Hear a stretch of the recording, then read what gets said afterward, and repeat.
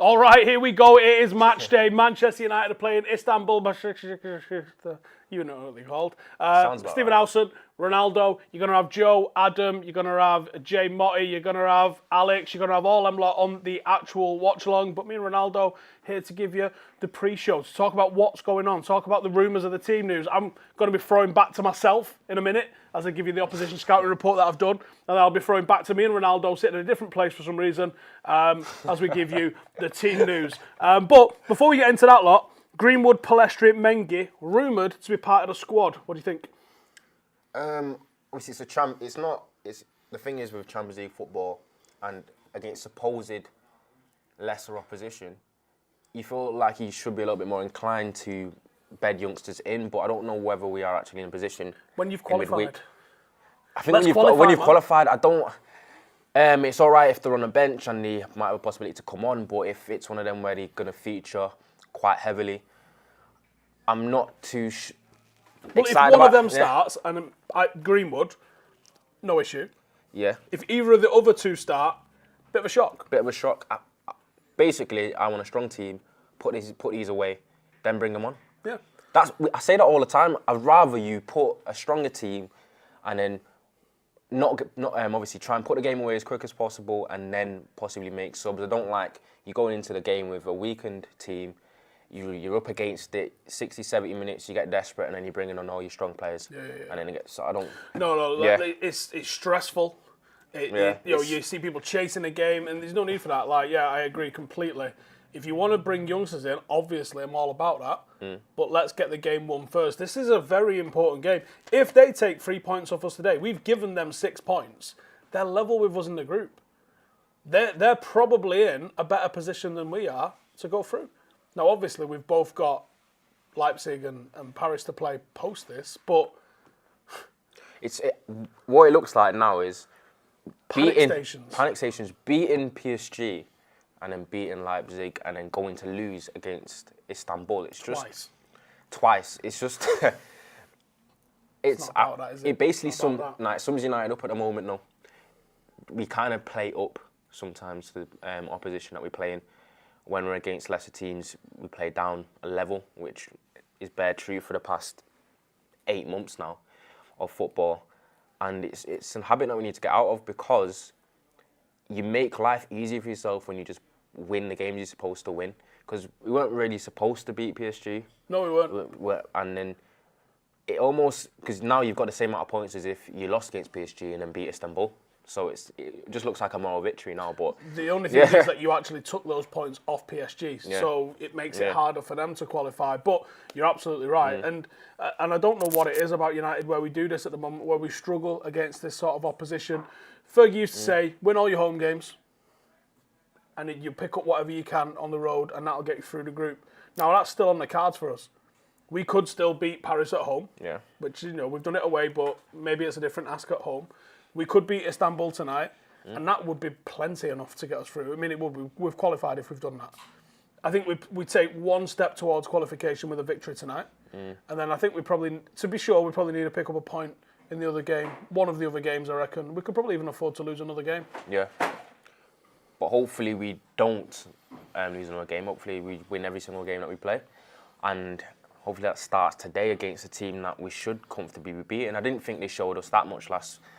I don't need the comments, Cam. I've got them on my laptop, on my iPad. That's what I brought it for. I didn't think that. So get your comments in and we'll start reading some out. I didn't think they showed us that much last game. It just seemed that we just didn't have the right approach to it. What was their 2 goals? Mistakes, really. 2 breakaways from mistakes. Luke Shaw. I mean, the Denver bar on the halfway line not being picked up, I don't know what... I mean, outside of under 7s, I don't know at what level of football that would be excused. I don't think I've ever seen anything like that at the pro level. Never. It wasn't even a situation where it was... do you know when you've thrown everyone upfield and it's 2-1 against you and you're trying to nick... 30 minutes on the clock? 30 minutes on the clock. Trying to nick a game at the end and you've thrown everyone forward. Maybe then, but even then, I think you leave a fullback back, don't you? Someone back. Even if the keeper's gone up, you leave a fullback on the halfway line to boot someone. And then we had the torture of having to see, who was it sprinting back? Matic. running in sand. I fancy my chances against Mike. Yeah. Let us know what's going on in the comments. Alex Bailey says, for European games, we should play the 4-4-2 diamonds. That way it gives us an extra dynamic for Euro games. I do like the diamond. I like the two striker systems. Yeah. I think diamond approach might actually suit us more. I've spoke to numerous people that have said... How many? Numerous, several. You said numerous, so all right, several. How many? Nah, but the thing is, if I knew the specific number, I wouldn't use the several or numerous. He's lying.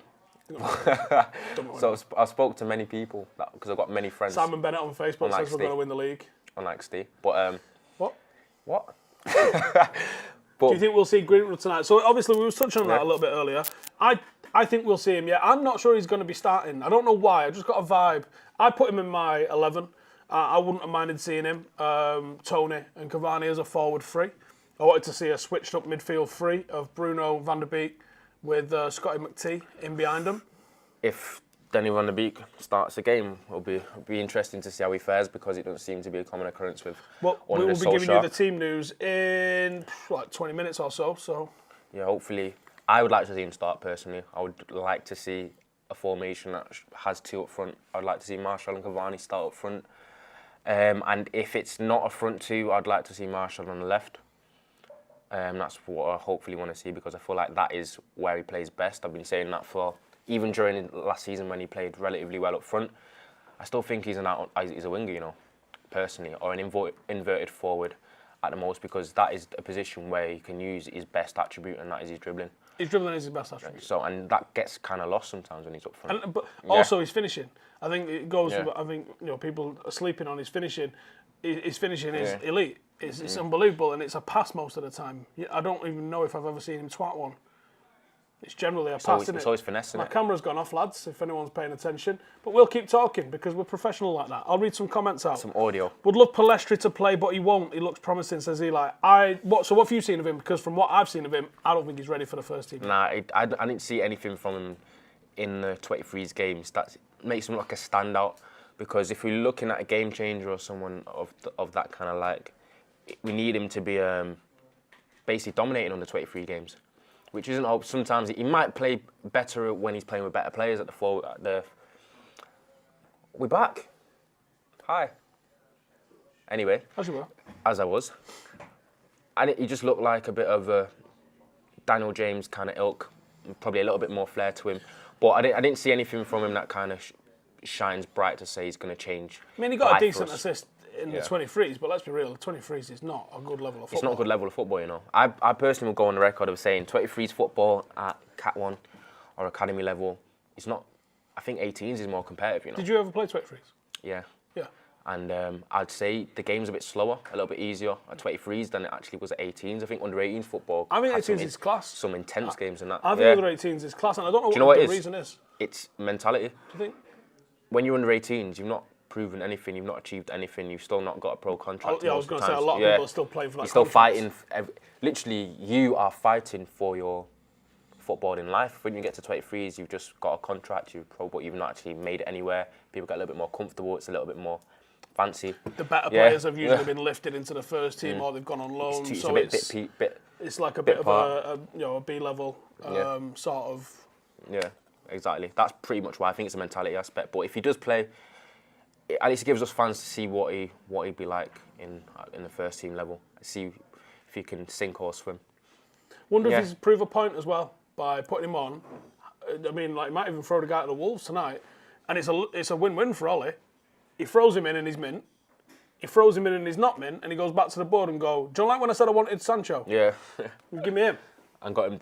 Well, we've still got to see what Diallo's like in Jan as well. Diallo's not playing in Italy first choice. He's in the academy still in Italy. So I think people expecting he's going to moonwalk in and give you 20 goals and assists are way wider than that. Nah.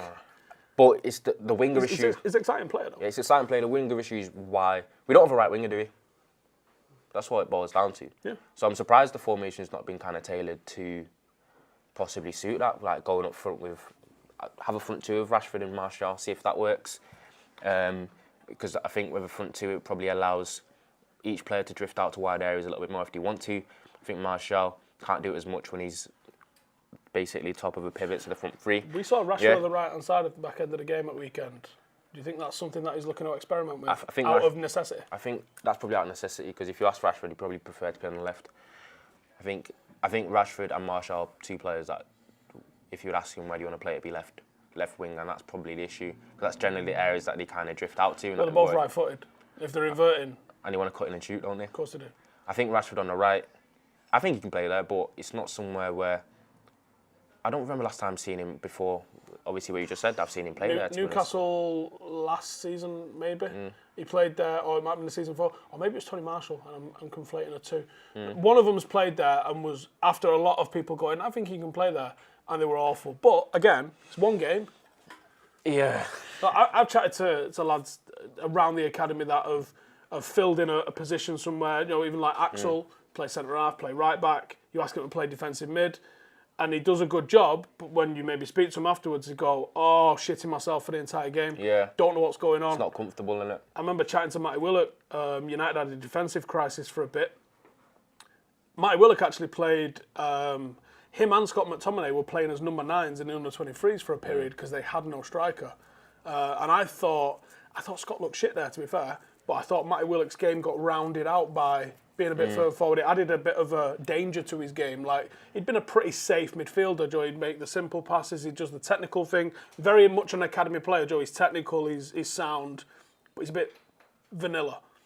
He went and played up front, and it added a bit of spice to his game. And I thought, he's took a step up here. Had a couple of loans that didn't really go his way. But there was a couple of occasions where, because of injuries to centre-halves, probably to Anzabi as well, his record was like, Matty Willock had been moved back to centre-half. I remember saying to him, not a bit easier, got a bit more time on the ball, and he was like, fucking hated it. Couldn't get my head around it. I think, and it's weird because you're talking about that at that level, it's usually the first team level where if you're coming up through as a young player, you play wherever you can get minutes. And that's what you kind of see in Rashford. How many positions has Rashford played since he's come into first team football? It's been left wing, up front, right wing. Just never really seen him in the 10. Just across the front three, not seeing him in a 10.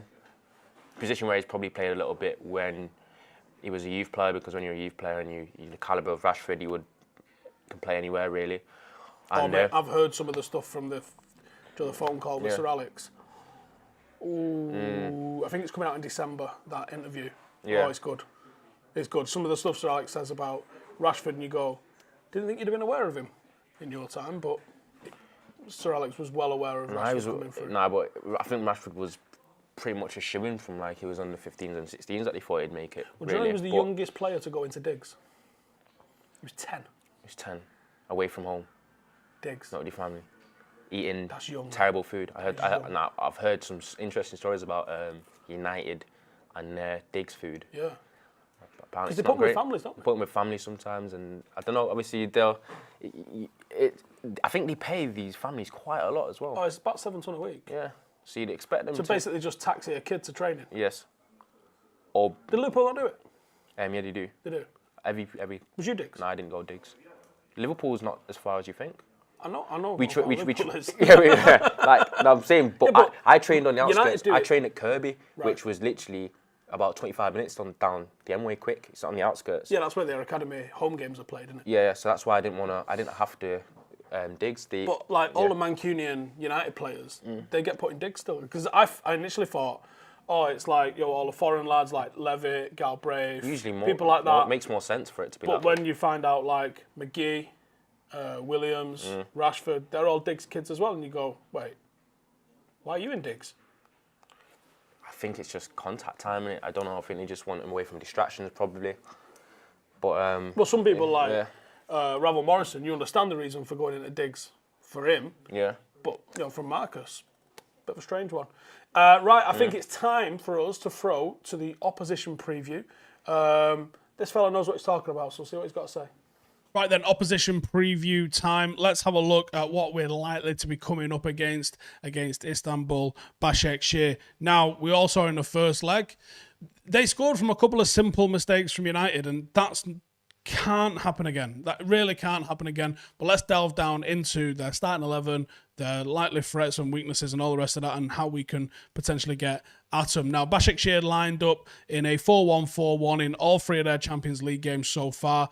And I reckon he's going to use it against United tonight. he's also started using it in the league. He also used a very similar team to the one that beat United in the league games that have followed. So I would expect a very, very similar 11 from Okan Buruk tonight.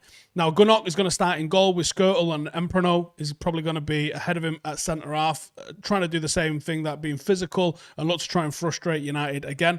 And Bombo should start at left-back, while Rafael should start after the fantastic game that he had in Turkey on the right-hand side of defence, finally getting to come back to Old Trafford. Unfortunately, we're not going to be there to welcome him. Ozcan played as the holding midfielder in the reverse fixture, but he has featured as one of the more advanced midfielders alongside Kevche in recent games, so I'm going to think it's probably going to go down like that tonight.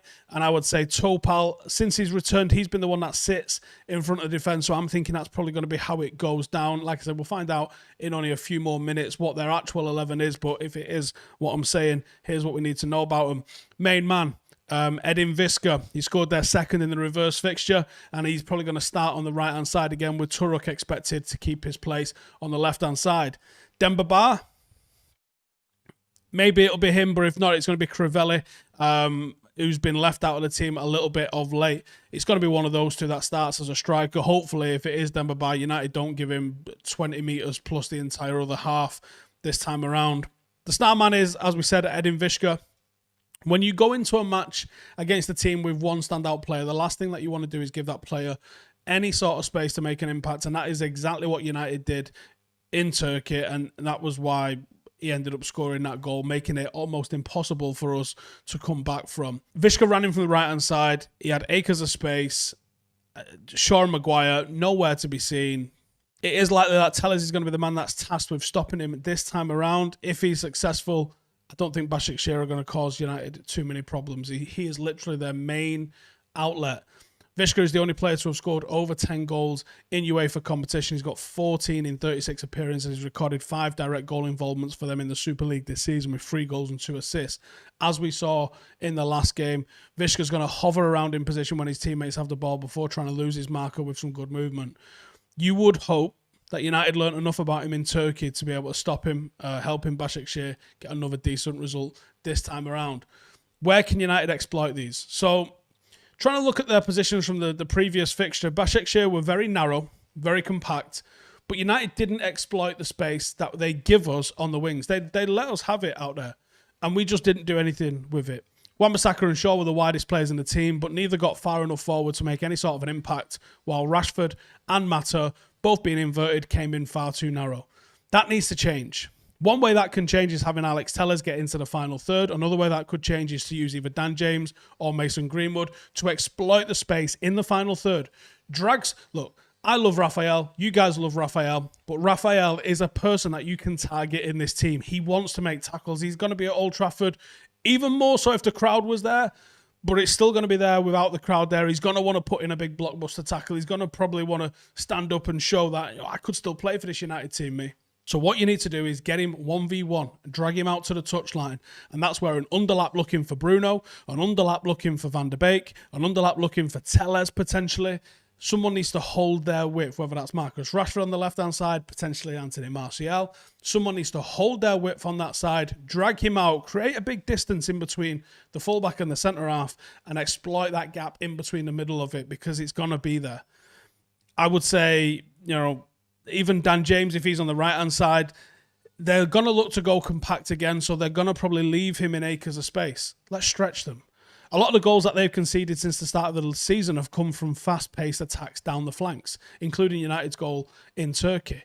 Shaw's cross was met by Anthony Martial, but it was one of a very limited number of chances that we created in that method. I want to see Cavani start. I want to see Telles getting down to the byline, getting into the final third, getting adjacent to the edge of the box and bashing one in. And I want to see that on the right-hand side as well. Whether that's Greenwood and Wan-Bissaka on one side, or maybe even Brandon Williams is given an opportunity, or potentially even Fosu Mensah, put some crosses in to Cavani. And let's see what they can do, because that is an area that they're weak. And if they start noticing that we're getting a lot of crosses in from those areas, they might start pushing people out to deal with and start stopping the cross. As soon as they start pushing people out to deal with and start stopping the cross, that's when you look for the little checkbacks and trying to find players in space in the penalty area. And let's be honest, we know we'll probably end up getting a penalty if we can get the ball to people's feet inside the area. They've also struggled to defend against counter-attacks. And when they've been faced with quick, technically gifted players, they've struggled. One of United's main issues in the last game in Turkey was that there was nowhere near enough movement in the attacking third, which made it pretty comfortable for Basaksehir to hold on to their lead. Counter-attacks don't always mean playing a low block and then try and exploit once you win the ball back on the edge of your own box. A counter-attack could literally be winning possession on the halfway line, having one straight incisive pass into the feet of a striker who then maybe has another runner off him, third man run, and you get a shot off. We was watching some old United footage in here the other day, and the amount of times Manchester United scored with link-up play with Carrick, Rooney, people like that, with somebody else, even like Nani getting in on the mix, because we would win the ball, immediately pass it forward to someone in the final third, in the danger zone, in a pocket of space, who then would have a third-man run off them. It's the most simplistic football ever, but it's so damn effective. It was so damn effective in that Manchester United side. I think that's what this United side lacks. We've got Bruno who creates chances, and we've got players who can finish chances, but we're not doing it enough. And I think sometimes United build-up play is far too slow, and I'd like to see us return to that incisive defence-splitting pass. Michael Carrick was an absolute master of this. People remember Scholes' big ones over the top, but just a turn and just straight, right down the middle of the pitch. That's what United lack. I personally would play a midfield three in this game. I'd go with Bruno and Van der Beek. That's two players that can make those passes happen, make them happen for each other, and then make them happen for a third-man run, somebody in the box, someone to get on the end of stuff. That's how I would try and open up this Basaksehir defence. And I'd have my plan B as being attacking the flanks and trying to get it in the mixer. Team news is going to be out very soon, so it's back to me to take you through the team news. But enjoy the game, enjoy the watch-along, and I'll see you in a bit.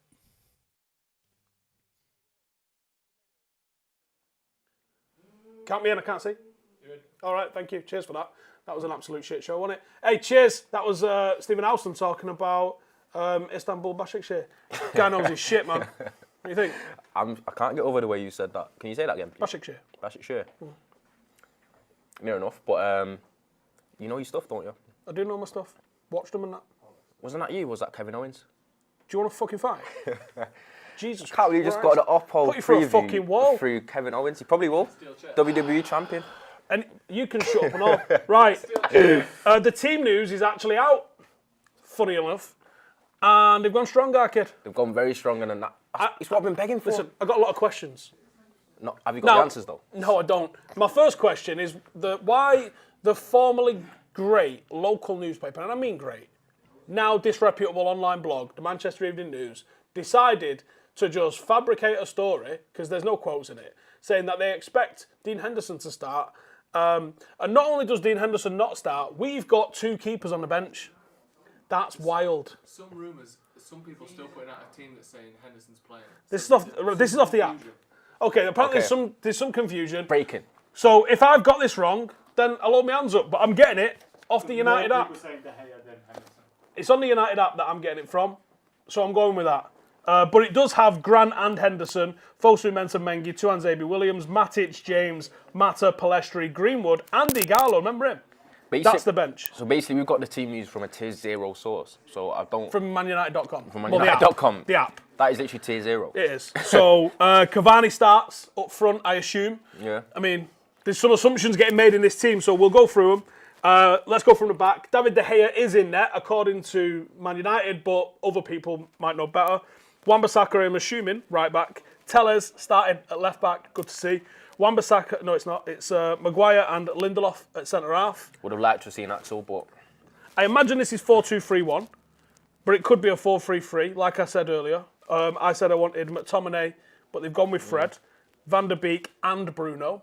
I assume one of them is going to be on a different line. Yeah. Marshall on the left, which means I think Tony Marshall probably is the one. As we said earlier, when we were talking about that, we saw him feature there at weekend. I think that we might be seeing a Rashford, Marshall, Cavani forward three. I'm actually, now that I look at it, I'm quite excited.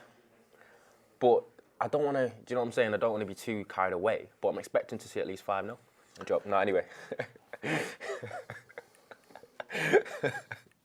No, but realistically, that's a strong lineup. It's a very good lineup.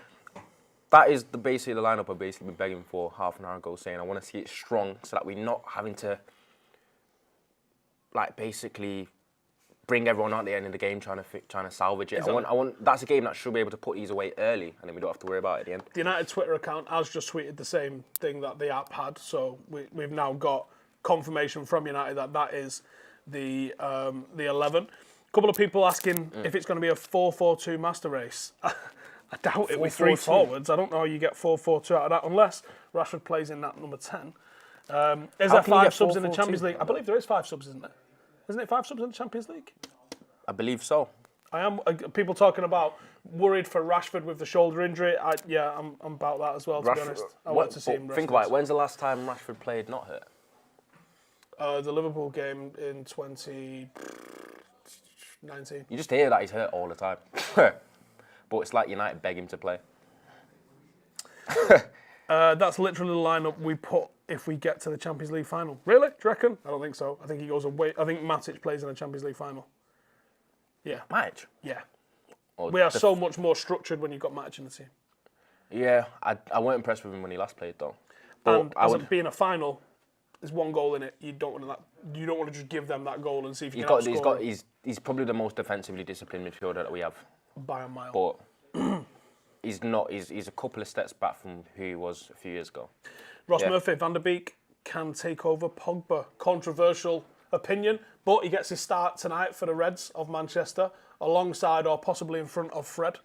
I hope it is more of a midfield three. I really do, because I think that's where you get put on the front foot a little bit more than options ahead of the ball. Much defence. There's not much like defensiveness in that midfield three. Obviously, Fred is a little bit of a scrapper. He does get stuck in, but I wouldn't say he's defensively knowledgeable. Fred comes off in a wet shirt. Yeah, he does. He puts himself about, but you wouldn't say he's one of them where you put him in between your centre halves and he basically just cleans up.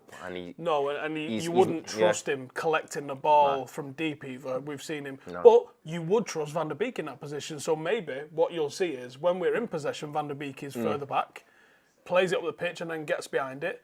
And when we're out of possession, maybe Fred's the one that sits in to do the mopping up. Maybe this is actually low-key genius, and we'll see. Could be, we'll see, innit? But it's also against Istanbul Basaksehir, so... But we're looking at that. You look at that team, you see goals in it. So if you don't see goals, there's a problem. And the forward four's got goals. Van der Beek, I think he's the last player to score from open play at Old Trafford for us.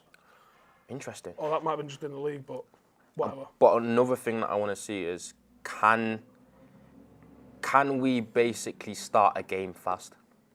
That would be nice. That'd be nice to happen. Let us know in the comments. Do you think we're going to start this game quickly? Do you think we're going to start this game like we always do, which is flat? Or do you think we're going to give them a goal head start?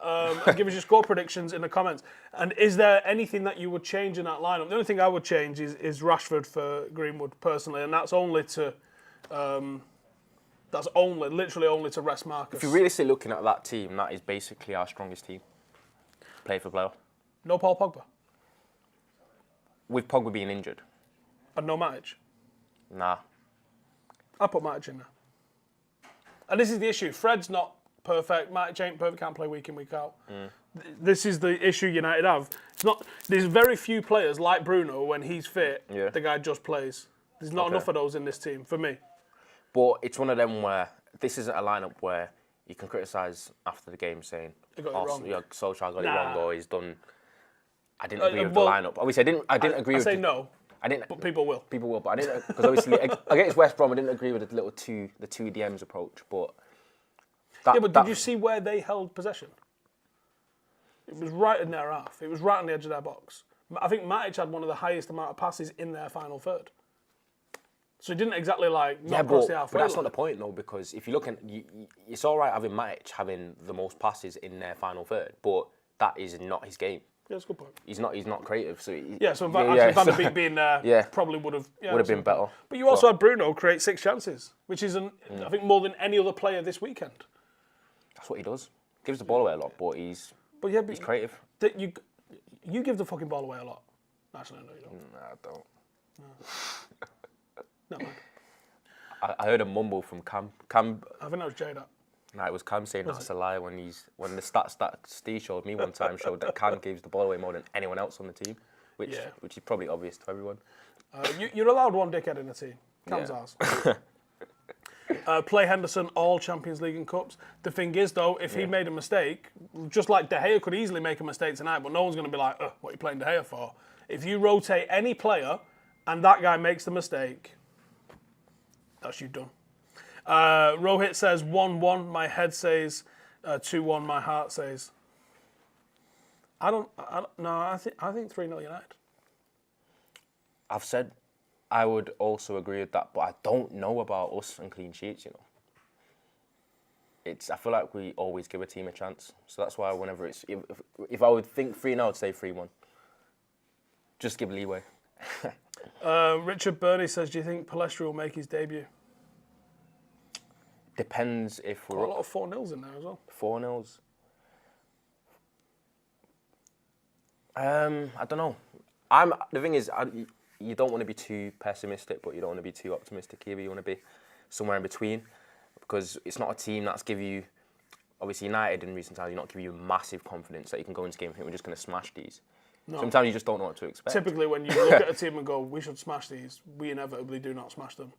I mean, the biggest smashing that we've had of anyone in recent times was RB Leipzig, and everybody was going, we could lose that. They're flying.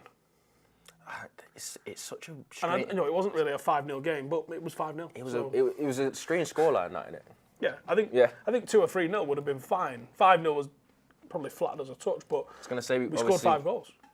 Upamecano, the player that apparently we all want, and then we go and put 4 past him at home. I would not, 5, but I would not judge the guy based on that performance alone. That would be... No, I've seen a lot of people say that recently. Like, just one game, he's proved himself enough. I think he's exactly what we need still, but as for this game, 4-0, 3-0. Tellers putting in crosses and Cavani heading them in, wait for that type of goal. What might be interesting as well, if Marcus is on the right-hand side, if he does overhit the crosses, you've got someone on the backside of them coming in late as well. Probably, no matter who's crossing, if Marcus is crossing on the right, Rashford and Marshall are both gashing the air. That's probably one benefit for Tellers, that Cavani's actually a bit of a fox in the box, so Tellers might actually get his cross. Yeah, he is. So mate, the guy's one of the most goal-scoring scorers in world football. And that's going to help, because we see a lot with decent delivery in the box, but no one gets in a little bit, because for all the talent that Martial and Rashford have, they're not that instinctive box predators. Let me throw this at you, because I've got my opinion. I want to hear yours. Whose responsibility is it for when a cross goes in to make sure that cross is complete? Is it the guy crossing it, or is it the guy getting the end of it? That's the easy answer to that. Both.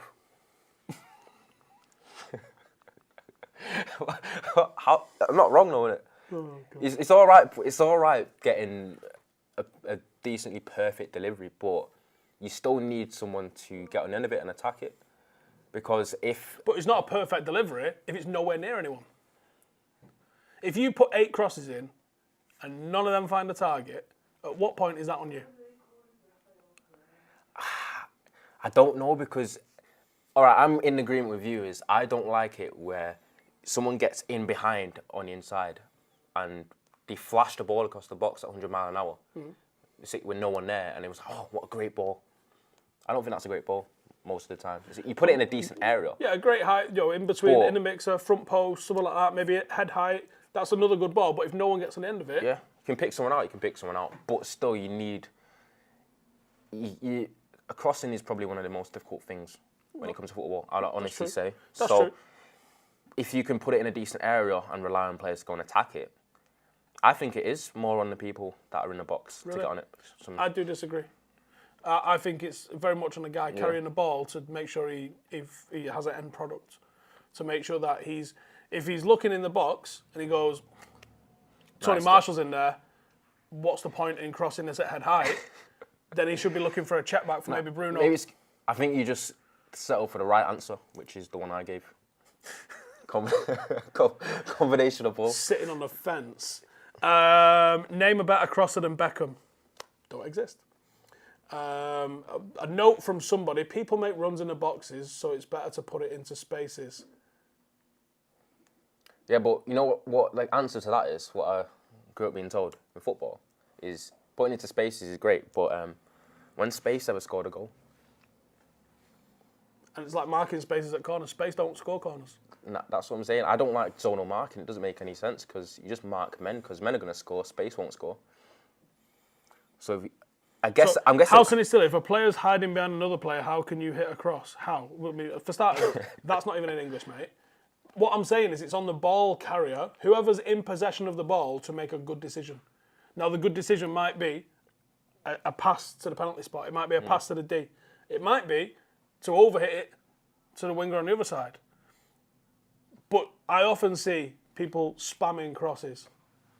Are you referring? Going in. Are you referring? No, I'm not referring to anyone from Liverpool. Now, I'm not referring to anyone with a double-barreled name. Oh, I feel like you are referring to someone. I feel like if we all know who you're talking about, some people spam crosses because they get opportunity to do that. But James Moore says 100% better to play it into space. See, I never saw David Beckham playing it into space. I saw David Beckham going, I'm going to put this right on your toe for you. Have some of that, lad. All right, someone said, very simplistic way, and that was someone a bit rude. Shadow punch, very simplistic way of looking at zonal marking. They say zonal marking is for you to then, you're in areas of danger, and then you go and attack the ball accordingly. So basically what they're saying is, the way you can counter-argument with zonal marking is, I've said space has never scored a goal. You should mark men. But with zonal marking, they're saying that for them to score, what do you need to score with? The ball. You need to go and head. So basically, if I'm not marking... The principle of zonal marking is to... Just attack the ball. We'll cover equal spaces, usually equal spaces. Sometimes people draw patterns, either vertical lines or horizontal lines or crosses sometimes. And just attack the ball. In a box, yeah. And they'll just... That's where they'll start, and then they'll try and get the head on the ball, of course. Now, if I'm front post, it goes over me, and you're back post, well, it's obviously going into your sort of zone but to deal with. Zonal marking usually allows for players to have a run on you. That's the issue. It does, yeah. So, I think in-swinging corner on zonal marking, danger. Straight away. And people on the post. You see so many times a goal gets scored, and I know they don't do it for offsides, but do you know what? I think you concede more than you would by not having your offside thing. So, yeah, not a fan. Zonal marking removes responsibility, says Dan Oliver. Interesting point. Jacob O.C. has been joined the academy. Fair play. We have got some absolutely belting stuff coming out for members. Am I allowed to tell them? Not yet. I'm not allowed to tell you what, but join the memberships. It's good. Ziyech crosses like Beckham. Fucking get out. Oh my days. Out now. Just get out. Do you know what Beckham? Yeah? Beckham did both as a striker. Beckham's literally the only person that he literally pinpoint delivery from just about inside his own half. You like 10, 15 yards in his own half, he can cross it from there. Bend it perfectly. He crossed from deep and got in behind. Like you need proper swaz technique and ability to be as good as he was crossing a ball from that deep. His switch of play was mega underrated as well. You might have build-up play happening on the right-hand side of the pitch. Ryan Giggs will bomb forward, push his fullback back. Beckham can stick it over. Like, what Beckham didn't get a lot of credit for was he would put in the defence-splitting pass, which then maybe York knocked down and Andy Cole finished. That's what people are missing. I think he got 30-odd assists one season, but a lot of what he did was those direct balls. I mean, if you looked at how many times it was Beckham to York in 1999, it was a disgusting amount of chances created. And Dwight York, for someone not very tall, was amazing in the air. But his switch of play and his passing ability, mega underrated. His vision was amazing. And the thing is, even though everyone knew what he was going to do, defenders still stood off him. It was weird. Because Beckham were always, he's more inclined to shift it and cross rather than beat a man. 9 times out of 10. But I think I've seen him beat a man twice. as a winger. Wasn't his game. It's weird though, because it's not like he was slow. Obviously, pace weren't his game, but he was more of a shift and cross. It's kind of baffling how, I think fullbacks are just lazy, sometimes, where they just don't want to get tight to him because it obviously needs energy. And also, Gary Neville used to do those surging runs down the wing as well, so even that off-the-ball run from Gary Neville, if you've gone tight to Beckham, you're just going to play Gary Neville then. That was his get out. Give us your comments, give us your score predictions. There hasn't been a meltdown about the team. Normally there's a meltdown we can take the piss out of. Because... and everyone's kind of just gone, that's the team I picked. Right. It is a good point, actually. Can I ask you, obviously off topic, one question I was discussing with Steve before this. If you're looking at me now on this camera, do I not look swole? Because, I feel like gyms are closed, but I feel like I look Anyway, quite well. Aditya's give us a super chat. Right. Thank you very much. We've had a couple of people join the membership as well, so thank you very much. You guys will be finding out what awesome stuff lies in store very soon. Aditya says, how worried are you about Bruno leaving us for Barca or Madrid? We was meant to talk about that on the Brew or House of McCall the other day, but we didn't. So we'll talk about it now. Thoughts, go. Not worried at all. There you go. That's not Ronaldo Brown. Not worried at all. I'm not worried at all, mate. I would say I'm not worried at all, but I think you do have to. I think you do have to pay attention to it. If they come in for him, there's always a danger in it when there's a decision to be made. Yeah. But what I will say is, I think both of them are skinty poos at the moment. Yeah. Don't even pick up the phone unless you've got 100 million in cash on your table for him. I think he's not going for less than 100 million. I think he's elevated himself. He's elevated himself to near the top of world class now. Bruno Fernandes. I think no one can argue with that. So if they do come in, they've got better fork out. A huge transfer. 100 mil. Otherwise, he's not going anywhere. I mean, how much did they get for Coutinho when he went to Barcelona? 120. Was it 118, 120 million? Hell. Yeah, start there and go up. Someone says, to be fair, you do look like you could bench 30 kilogram. 30 kilogram? Yeah, on one arm. What would be as if you're bragging about that. Anyway, what would be my reaction if Rafa scores? I'm gutted I'm not there to welcome him back, to be honest, because Rafa got it. Rafa was one of them players, not from here, but he plays like he was. He is red through and through. Still one of the best United goals I've seen. When he put it in the stanch at Loftus Road. I think Fred on his own in the middle, is it just me that's worried? Not really. And are you worried? No, not really at all. I think Fred hasn't played badly when he has got his opportunity this season. I think he had one shaky game against Arsenal. But other than that, is there notably better options in that role? Obviously, you'd like Matic, but I think you get a little bit more legs from Fred. You do get legs, and it'd be interesting to see what we do with this as well, because that number 6 position is a very, very interesting one. Because I think Ollie has been, at times, a touch too cautious. And do you know what? I reckon conceding 6 at home to Spurs will probably do that to you, because his job was on the line immediately after that happened. So I think a little bit of there's got to be, what's going on here? You all right? No, I just looked very alcoholic.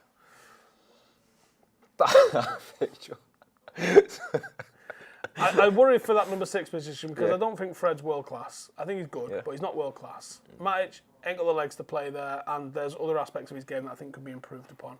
Scott McTominay cannot progress the ball. He is not an elite ball player, but he is a guy that's got legs, and he's an honest player, and he works hard. He's just all right at everything, isn't he? McTominay. But all right at everything. You could stick him there though, and as long as an example of what we do with Aaron, you cover the ground and then just pass it to someone else. Yeah. There you get Aaron. Hopefully, gets his shout out. Yeah, shout out Aaron. Hope your leg's all right. And the camera's gone. Camera's right, gone again. If you can hear us, we're going to throw over to the pre-match show. Cheers for tuning in. Me and Ronnie will be back at half-time. Enjoy the show.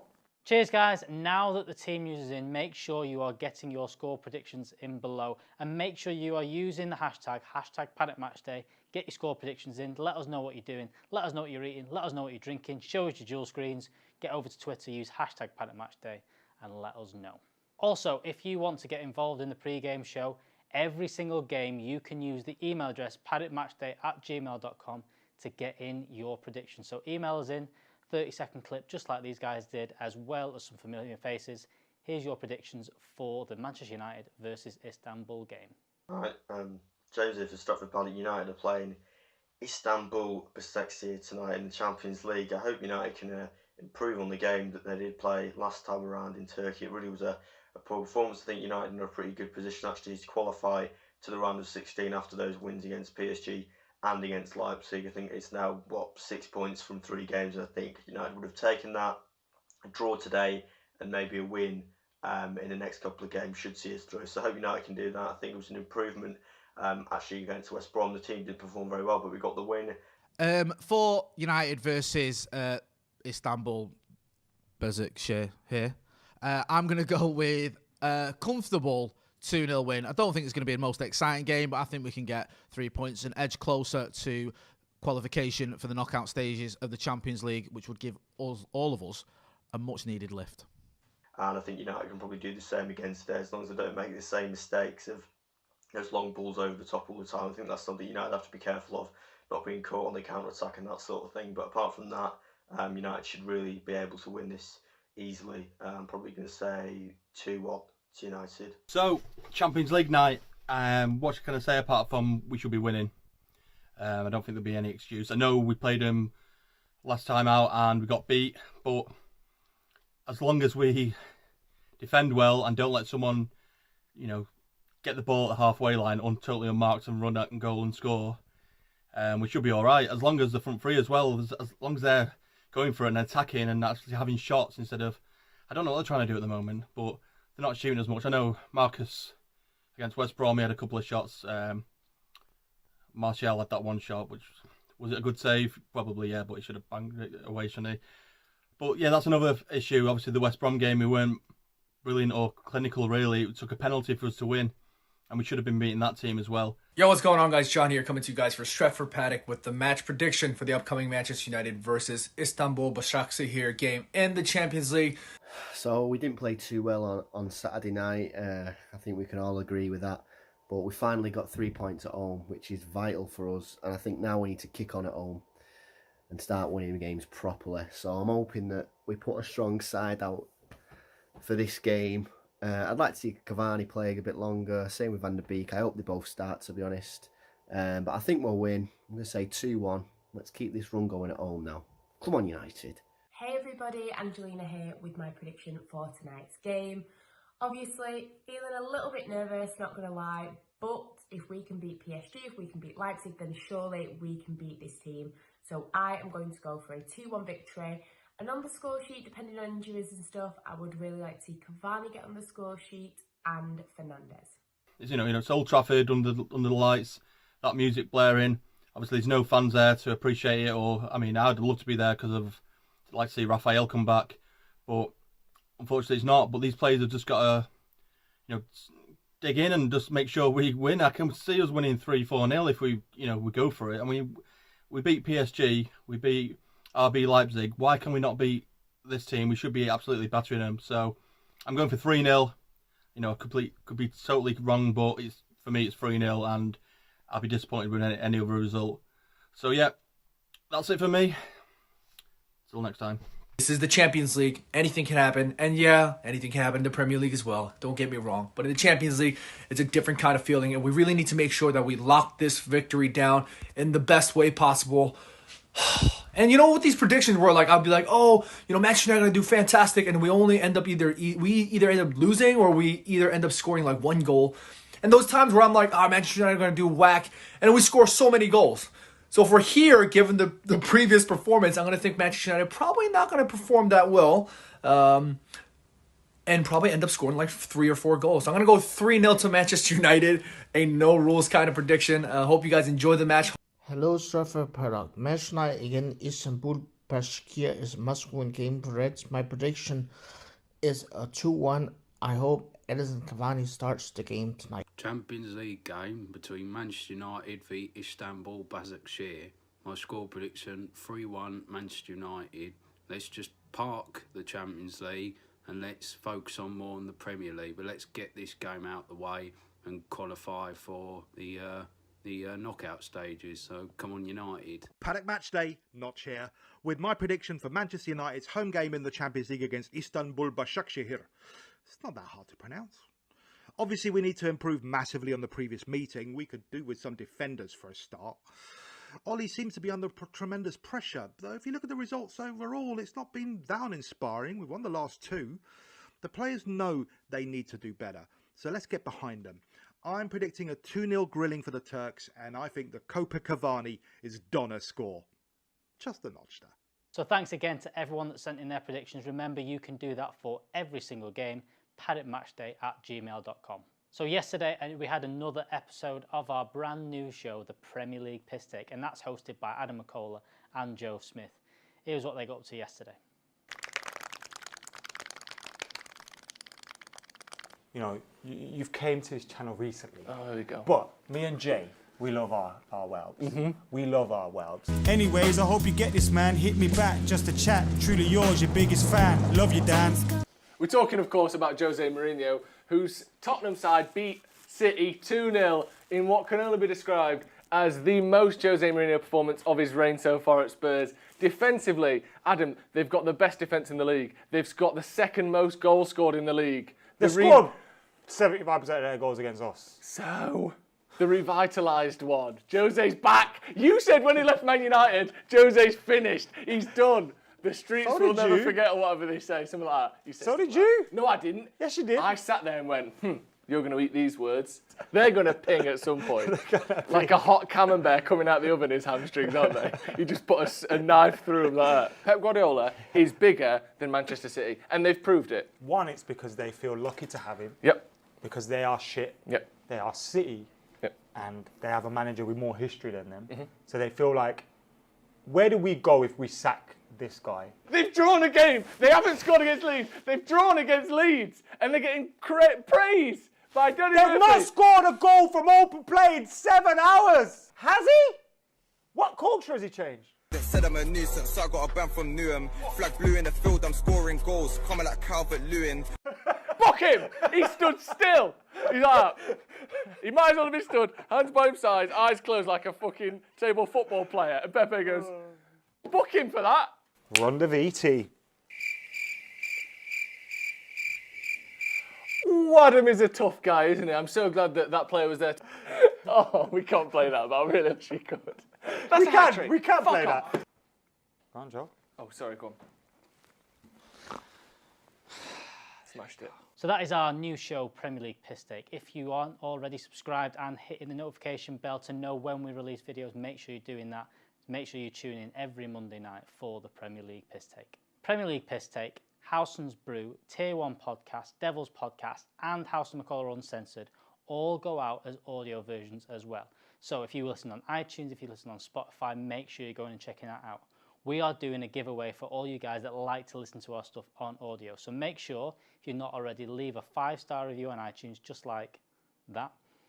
If you listen on Spotify or on Google, instead of leaving a review, make sure you are sharing on your social medias. If you do a 5-star review or share on your social medias of our podcast, we are giving away to a few of you guys some of our t-shirts from our merchandise store. So not long till kick-off now, not long until I pass you back over to the guys on the watch-along. So make sure you're in the comments. Let us know how you're feeling ahead of this game. But before I pass you over, here's Tate's Team Talk. Manchester United versus Istanbul Champions League. This is a must-win. Well, we thought that from the previous game in Istanbul. So players have got to be up for it. From the word go, defensively up for it. We've got to put these to bed. We've got 2 home games now in the Champions League, and I expect a minimum of 4 points with the PSG following week as well. So just get the job done, get the clean sheet, and get the 3 goal. I'm going for 3-0, and just put it to bed. And progression out of this group stage is paramount to our season. So that was Tate's Team Talk. Now over to the lads for the watch along.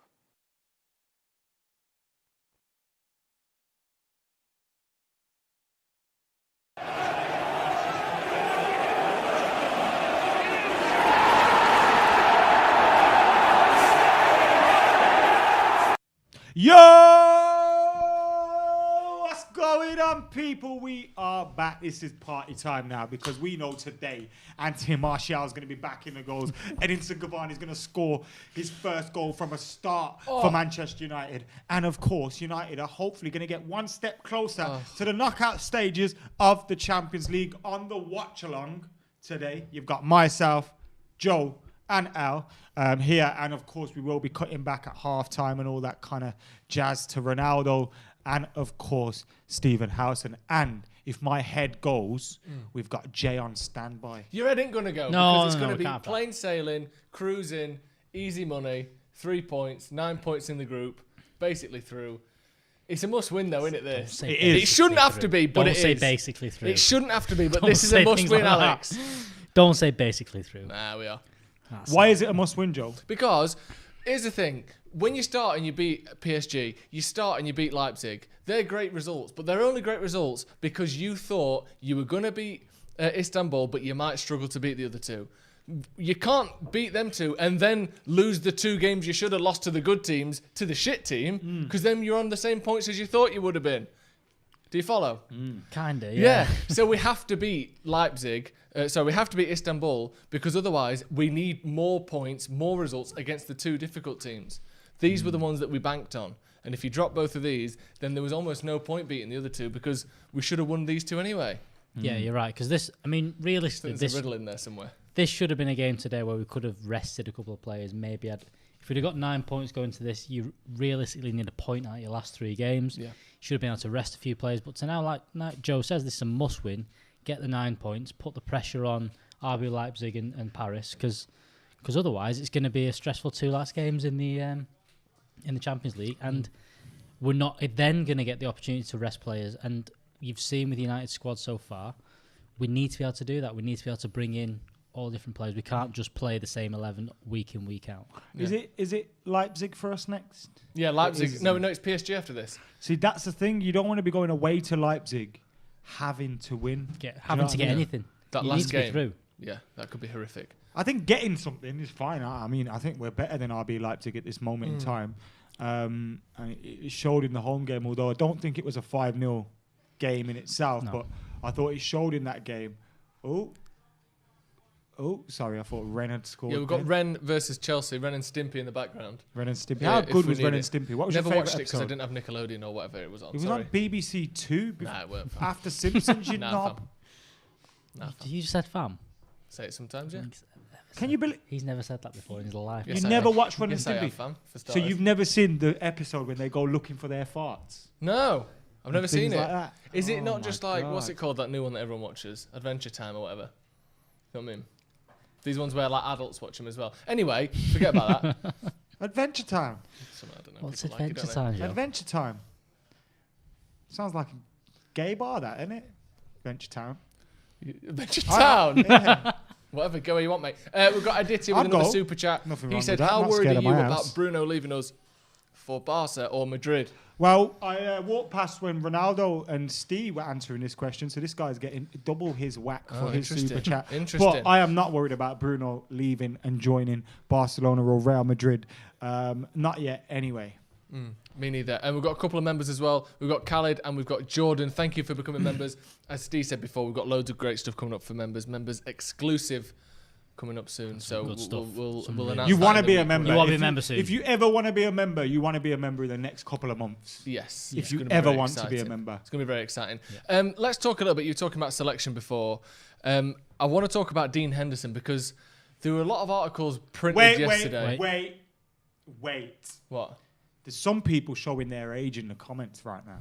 Go on. Saying Simpsons was never on BBC Two. Oh, it was. I think you'll Before- find it before was. it was on Channel 4, before it was on Sky, I it think was you'll on BBC find Two. it was. It used to So be, yeah, it did. when there was More only BBC 4 Two. channels, Channel 5 weren't even out yet. Yeah.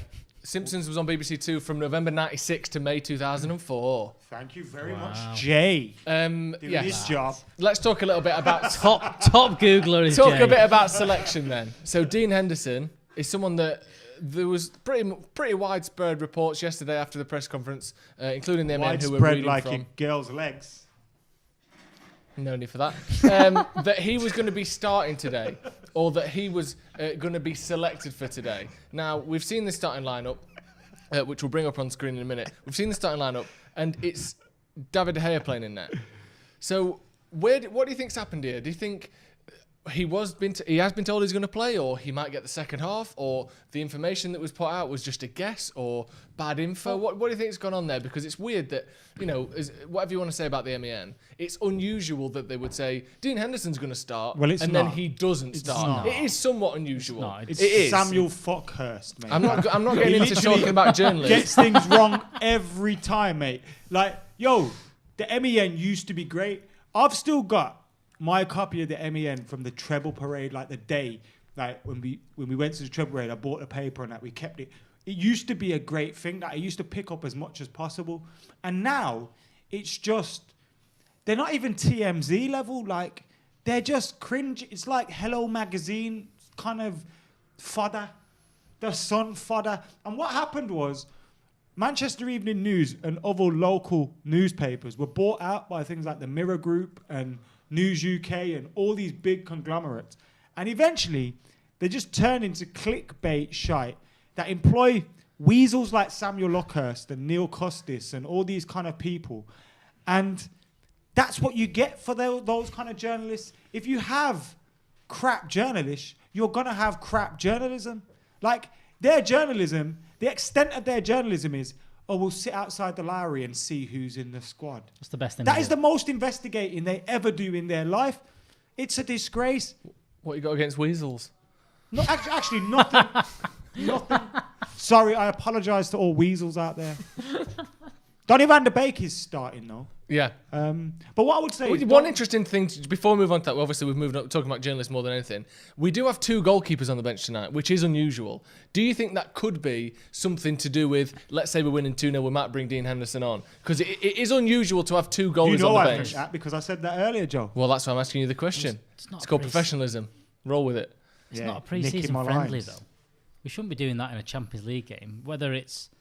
whether it is Istanbul or not, you can't be just rotating your keepers and stuff. I mean, we've got the 5 subs, obviously, but I love how we're saying whether it is Istanbul or not, which I agree with the idea of it. But we just got lost beat to by them 2 them. weeks ago. I know, yeah. Like, whether it is this shit team that we beat with our eyes. Oh, wait, we lost to them. What if one of De Gea or Dean have a knock? Yeah. So that... It would actually, if one of those on the bench has a knock, you just don't put them on the bench. Yeah. So what if De Gea has a knock and he feels like, actually, he might end up coming off if he comes off? Yeah. We need to use Dean, so therefore we need a substitute goalkeeper in case shit happens. So maybe, or what if we've just maybe Henderson's got had a no knock. one else put on the bench? That could be the point. That's interesting. More like thank you, Ryan, for joining the academy. Cheers very much for that. We're going to have another members only video coming out this week. Ryan. Oh, sorry. Thank you for joining the first team. Very, very kind of you. Donny van der Beek, someone you just mentioned before them. He's starting tonight. Edinson Cavani is also starting tonight. We're starting to see, maybe I personally think this is a fitness thing, why they've been brought in as slowly as they have been. Do you agree with that, or do you think it's something else? Another thing is, I just thought of Solskjaer's quote just come out on Pogba saying that he trained yesterday, his ankle swole straight after training. Okay. Maybe he was going to be on the squad today. He got withdrawn just before. Oh, who else can I put on? Lee Grant. Lee Grant. Yeah. Do you know what I mean? Lee Grant's probably never ever been in a Champions League squad before. I hope Pogba's ankle's all right. Was it was his ankle that's kept him out? Hopefully it's not the season. same injury, but he's had ankle issues in the past, ankles are so dodgy as well. Like, yeah. A lot of people that have had an ankle injury, whether you play Sunday League level or professional level, an ankle injury is something that will always return. Yeah. Like, it's a real They can be persistent, can't they? Yeah.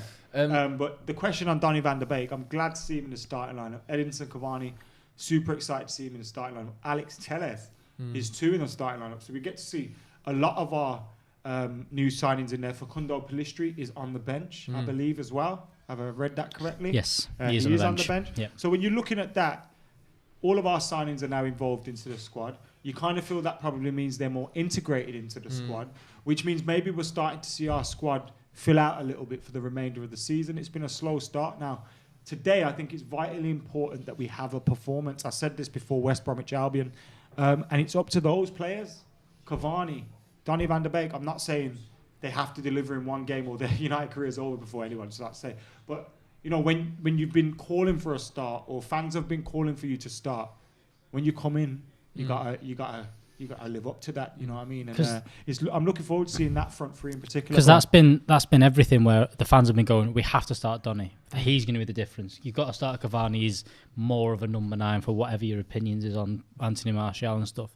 And then as well, Tellez. We need to get Tellez into the squad. He's much better than Luke Shaw. He's gonna upgrade that left hand side. We've actually got someone that can attack. So now that you've actually got them in the squad, you've given them all 3 of them starting at the same time.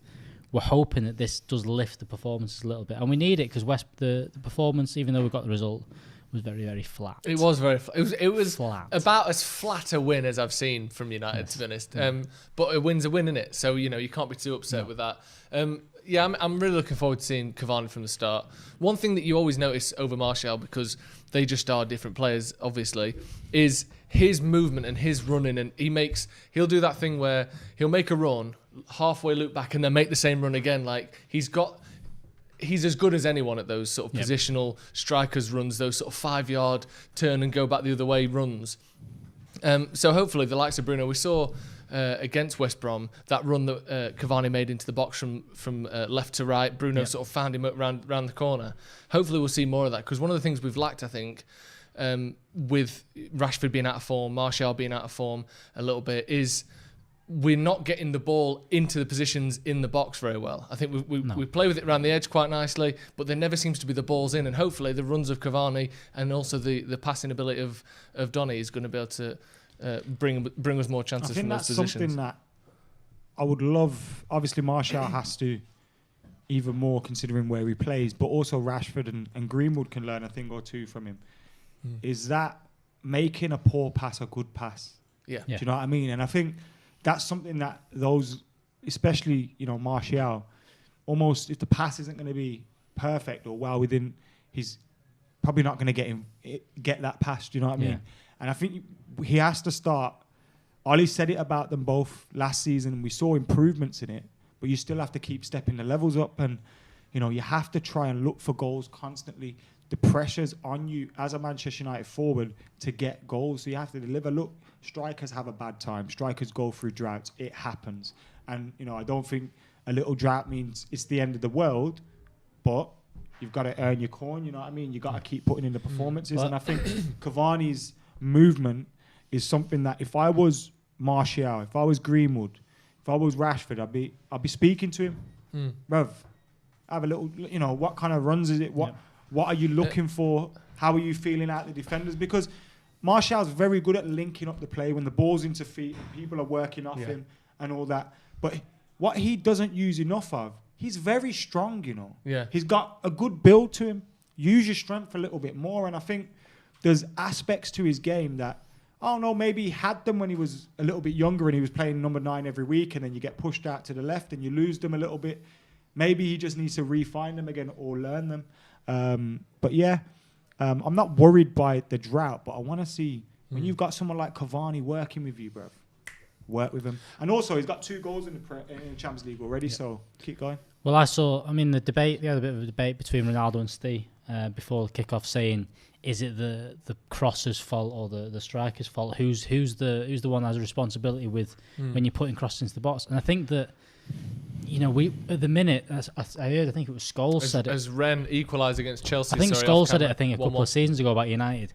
Lukaku's making good crosses into bad crosses. We've not got a striker. We used to have Andy Cole and Teddy Sheringham that would make good crosses, poor crosses into a goal. Would do something like that. Van Nistelrooy as well was great. Van Nistelrooy was very good at that. Whereas at the minute, that's one thing. If it's not on the plate for these guys, there's so many times we're saying that was into a good area, but there's no one attacking it and things like that. And you look to the Liverpool goal when they scored against Leicester, the first one. Mane just being around where Johnny Evans was and putting the pressure on and being where the ball is and attacking that, put the pressure on him and made him score the own goal. And that's what we don't do enough. We don't seem to attack the ball enough. And you're right, with Cavani's movement, hopefully we get a little bit more of that. And that's the thing, it's not like, is it the striker's fault? Is it the crosser's fault? It's both. Yeah. If you're putting Depends shit crosses on the situation. in, well, that's what I mean. One time it'll be one time it'll be the other, but your strikers have got to be in the right position, because not every single cross, you've got time, roll the ball out, look up in the box, there he is, chip it on his head in free space. No. Sometimes you've just got to get it into an area. And you have a go at Kevin De Bruyne for it, but putting the ball into good areas is all well and good, and it gets Kevin De Bruyne 20 assists a season. But if there's no one in those areas as a striker, the cross can be as good as you want, but you're not getting a goal from it. We need someone there. It's what Sterling's done very well by coming in from that left-hand side. And you mentioned Rashford, that's what he needs to be able to do.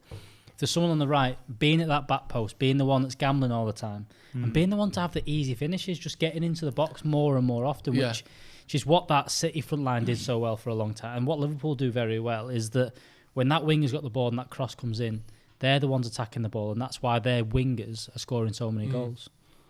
Yeah. You got a little itch, have you? Get it scratched, mate. Under your velour Adidas top, is it? You want a stroke? Nah, I'm good. I've thrown velour before, and it's illegal as well.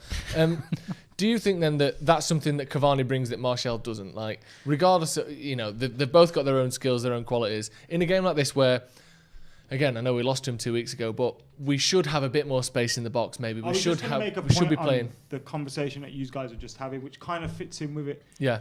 I think a lot of, and this isn't about Martial, this is about Manchester United in general, regardless of who plays through the middle. A lot of the players that we have in the wide area, so for example with Kevin De Bruyne, you mentioned there, and a lot of the time I'm tongue-in-cheek when I'm ripping shit out of him, but I do it anyway. It is funny. But a lot of the thing is, players know cross merchant. He's going to do that. Exactly. Like, we don't know if Wan-Bissaka's going to cross the ball when he gets on it. Sometimes he does, sometimes he doesn't. We don't know if Luke Shaw's going to whip the ball in. Yeah. We don't. Rashford, he's got so many things in his locker. The last thing he's thinking of doing is crossing the ball. Daniel James can't beat a first man with a cross. So when you look at the players that play in the wide areas, even if you look at someone that plays just behind him in Bruno Fernandes, he looks for a shot a lot of the times. Now, he's got goals, got assists, so that, you're allowed to do that. It's not criticism, but I'm just saying, you never know what to expect. When someone gets the ball out wide, the worst thing as a striker is, bro, am I going? Am I stopping? Am I going? Shock, I'm short. Am I going through? Cross the fucking ball, or just let me know what you're doing. Do you know what I mean? And I think throughout our team, we haven't got true service from the wide areas. No. You know what I mean? And since that season, when Pogba and Ibrahimovic kept linking up, I haven't seen us create. Well, remember, even before that, under Van Gaal, there was times when we'd bring transfers in, Martial being one of them, or you'd bring a player into the squad, and the first few games you're like, fucking hell, they're running in behind, running down the wings, like peeling off the defenders. 6, 10 games, 20 games later, they get bogged down by the system of, we don't play it in behind, we don't take risks. And these strikers, Martial went through a phase of it. We had Falcao going through it. We had Ibrahimovic at certain times. Don't bring Martial and Falcao into what I'm saying, Falcao scored a lot more goals than Martial in his career. Let's be honest. If you're talking about I'm talking about strikers' instinct and the sort of runs that they make. All of these players eventually got bogged down by the system and didn't play those balls in behind. And that's the thing. If you've got fullbacks that don't get the ball in the box or aren't very good at getting the ball in the box, eventually the strikers go, why would I make that run? It's not going to find me. Or they're not going to make the cross anyway, like you're saying. You just don't know. Yeah. And it's the same the other way as well. If you put the ball in the box and there's never anyone there, you stop putting that ball in the box. And if you look at the goals, one of the goals Martial scored this season, it was with his head in the box because we got a crossing. So do that. We got some quotes in from Ole Gunnar Solskjaer. Go on out, or Joe, one of you. I'll go for it. Talking about Cavani, said he's had a positive start to his career and now he deserves to start a game. And then he goes on to say, we've been a bit step by step with Cavani because you don't want players coming in and getting an injury, especially at his age. With his experience, he's going to be valuable to us. He also said on Pogba, his ankle has swollen up. We trained yesterday, but he didn't feel right this morning. It was just confirmation that he couldn't play. Fingers crossed that isn't a persistent issue. Doesn't sound good. But it seems like it is one. Which kept him out for a lot of last season as well, didn't it? Which is a problem. Well, there were rumours last season of all sorts of it's his ankle, it's his back, it's his loads of different things. I think as Chelsea score to go 2-1 up there. But Werner missed the sitter in that game. He always does. Giroud scored 2-1 in the 90th Giroud, though, minute. what a striker. There's links this week with him leaving Chelsea, which I think he might do. If we didn't have Cavani, I'd say bring him in. Yeah, me too. I think Giroud's guaranteed. When I see him on an opposition team and he comes off the bench, and it's like we did at Old Trafford, we were winning 1-0 and he come on and scored it, you just think, Giroud's going to score, isn't he?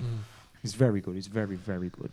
The Paul Pogba thing then, let's talk a little bit more about that because, again, when you're talking about Paul Pogba, his time at United, we've been over it a million times, we don't need to go into that. But one of the things that isn't mentioned as much is his injury record. And obviously last season he was out for a long time. He's been out for sort of large stretches already at his time at United. Hopefully, we don't know, he hasn't said this is the same injury as last season. And he is training on it, so it's obviously not, crippling, some awful injury. But the physical side of Paul Pogba is a bit of a concern as well, isn't it? I think there's an interesting thing in this that, do you know there's a lot of teams at the moment that are kind of, you'll see some players rush back a little bit earlier than expected. And with Oli, it seems to be, no, I'm not going to risk that. And I think in the long term for this season, because it's so unlike any other season where the turnover of fixtures is so incredible and all that, I think his cautiousness in that sense could actually help Manchester United in the long run, in terms of having some of our better players hitting their peak fitness towards the end of the season. So I think that could help. As for the injuries, I'd need to see what kind of injuries he's had. When you look at the amount of fixtures that he's played over the years. In the first season, leave them stats up for now. Sit back a bit, Al. In the first season, he had 51 appearances, second 37, third 47. That was a season where he got 16 goals and was our player of the year. Yeah. And then last season, he played 22 times. But before his injury, he had only played 5 or 6 times. Yeah. So a lot of those games came after lockdown. This season, he's played 11 games. I'd imagine half of them have been starts. So obviously not great in terms of recent numbers, but his numbers generally have been... I know that 37's a lot of numbers, a lot of games, but you compare it to the season before, let's say he wasn't available for the games he didn't play. That's still 14 games. Oh yeah, left. yeah. He's still he had time out that season. Yeah. So if you look through his injury record since joining United, he's missed 63 days in 2017. A lot of niggling injuries, isn't there? Yeah. Like a week, 18 days, 13 days, 22 days, 15 days. And if you look at the amount of ankle injuries he's had, 1, 2, 3, 4 injuries. Distortion of the ankle is where it seemingly started. And again, if you look at that, 5 now. His first serious ankle injury, he was out for 7 days. Yeah. So maybe that's where the issue started. He wasn't, obviously we're guessing here, but proper pseudoscience stuff, isn't it? I mean, but it's an interesting angle as well, just because that's one thing. Like last season, he missed a hell of a lot of games. Well, it tells you how many games he misses there. Like, so look, in 16-17, he missed 3 games through injury. In 17-18, he missed 12 games through injury. In 18-19, he missed 1 game through injury. So if you look at that, most players have that kind of record, right? In 3 seasons, 16 games out. That's not too bad. And then it's more recently where, in 2019, those 2 ankle injuries that he suffered recently, and now this one could be the one. But fingers crossed. With an ankle, you just take it slowly. Yeah. I don't think there's any need to rush him back, especially when you look at his form, because you don't want him to try and play for injury. You're in bad form already. It's just going to get worse. And also, why the hell did we bring Donny van der Beek in the first place? Exactly. Well, that's the whole point, isn't it? That's the thing that people are going on about. Oh, Van der Beek's on the bench. What's the point in buying him? It wasn't his agent, was it? It was someone from his team came out and said, why? What was the point in buying him if you're not going to play him? Was it Paul Scholes who said it was a waste of money to buy him? I can't remember who it was. Everett said there's no point in being there. Sorry. Yeah, but it's not like Everett to overreact, is it? I mean, no. it was loving Avram Glazer the other week. Well, the thing that happens with that is whether you think, oh yeah, he's overreacting or whatever. Those sorts of powerful or big faces in media and in TV, they do influence the whole way that a player is spoken about socially, online, in the pub with your mates. Oh, did you hear what? Well, actually, I agree. But the thing is that this is why we bought him, not just for injuries. Obviously, he's played games up until now. But if Paul Pogba's out for 6 weeks, Van der Beek will play almost every one of those games. And then if Matic is out, he'll play. And if Bruno's out, he'll play. And if we just need to rotate, he'll play. And he'll come off the bench. Like, he's going to get a lot of games. The problem was last year, especially with Paul Pogba, is that you rushed him back. Was it for the Arsenal game around Christmas, something like that? We rushed him back into the team, forced him back into that team. That meant it showed there 2 stints of 80 days out kind of thing, which meant who was it who came back? Arsenal, did you say? I think it was Arsenal. I think there was one of those games. When you brought him back in, you're like, you didn't need to do that. And and just like, if you'd arrest him, and I think the position we're in now, and this doesn't say that, I think at the end of... Sorry, tired, mate. Sorry. Just catch me before bed, did we? Right, Go on, Alex. Bored of talking about Pogba? No, joking. He's a United player. We're only talking about his injuries. Man, I'm only joking. Yeah, go on. The one thing is... tired. What the fuck? Spent half my life on the motorway, cunt. One thing is this year, we don't have to do that with Paul Pogba. You can bring him back when we need him back, rather than rushing him back. Because last year, we were panicking. We had no one else. We didn't have Van der Beek. We didn't have Bruno. And it was, if we don't play Pogba, we're playing Andreas Pereira. What I want to talk about is Manchester United television. Sorry, is Andreas Pereira still at United? He's at Lazio. He's on loan. I thought so. I was thinking, fucking hell, is he still MUTV have put the formation down as a 4-3-3. I would love it if it was. I feel like it's going to be a 4-2-3-1. But what are you guys thinking? I think we've had a few more members as well. Jordan Lee, Pins, and Ryan R. Got through them already, but thank you very much. Someone in the comments as well. I'll talk about that. Someone was saying about they've had an ankle problem. He says, I don't know about you guys, but I suffered ankle ligament damage on my right ankle like 2 years ago, and I still have pain injections, and it's still giving me grief to this day. And he's not a pro athlete. Obviously, like you mentioned, sometimes injuries are one of those things where you don't have to be a professional athlete. Ankles are just one of those things that can be horrifically persistent, like can almost never go away type of thing. So hopefully that's not the case. Back to what you were on about before. Formation. The thing I always think with formations is obviously it matters. Of course it matters, but sometimes you think when they're on the pitch, are they going?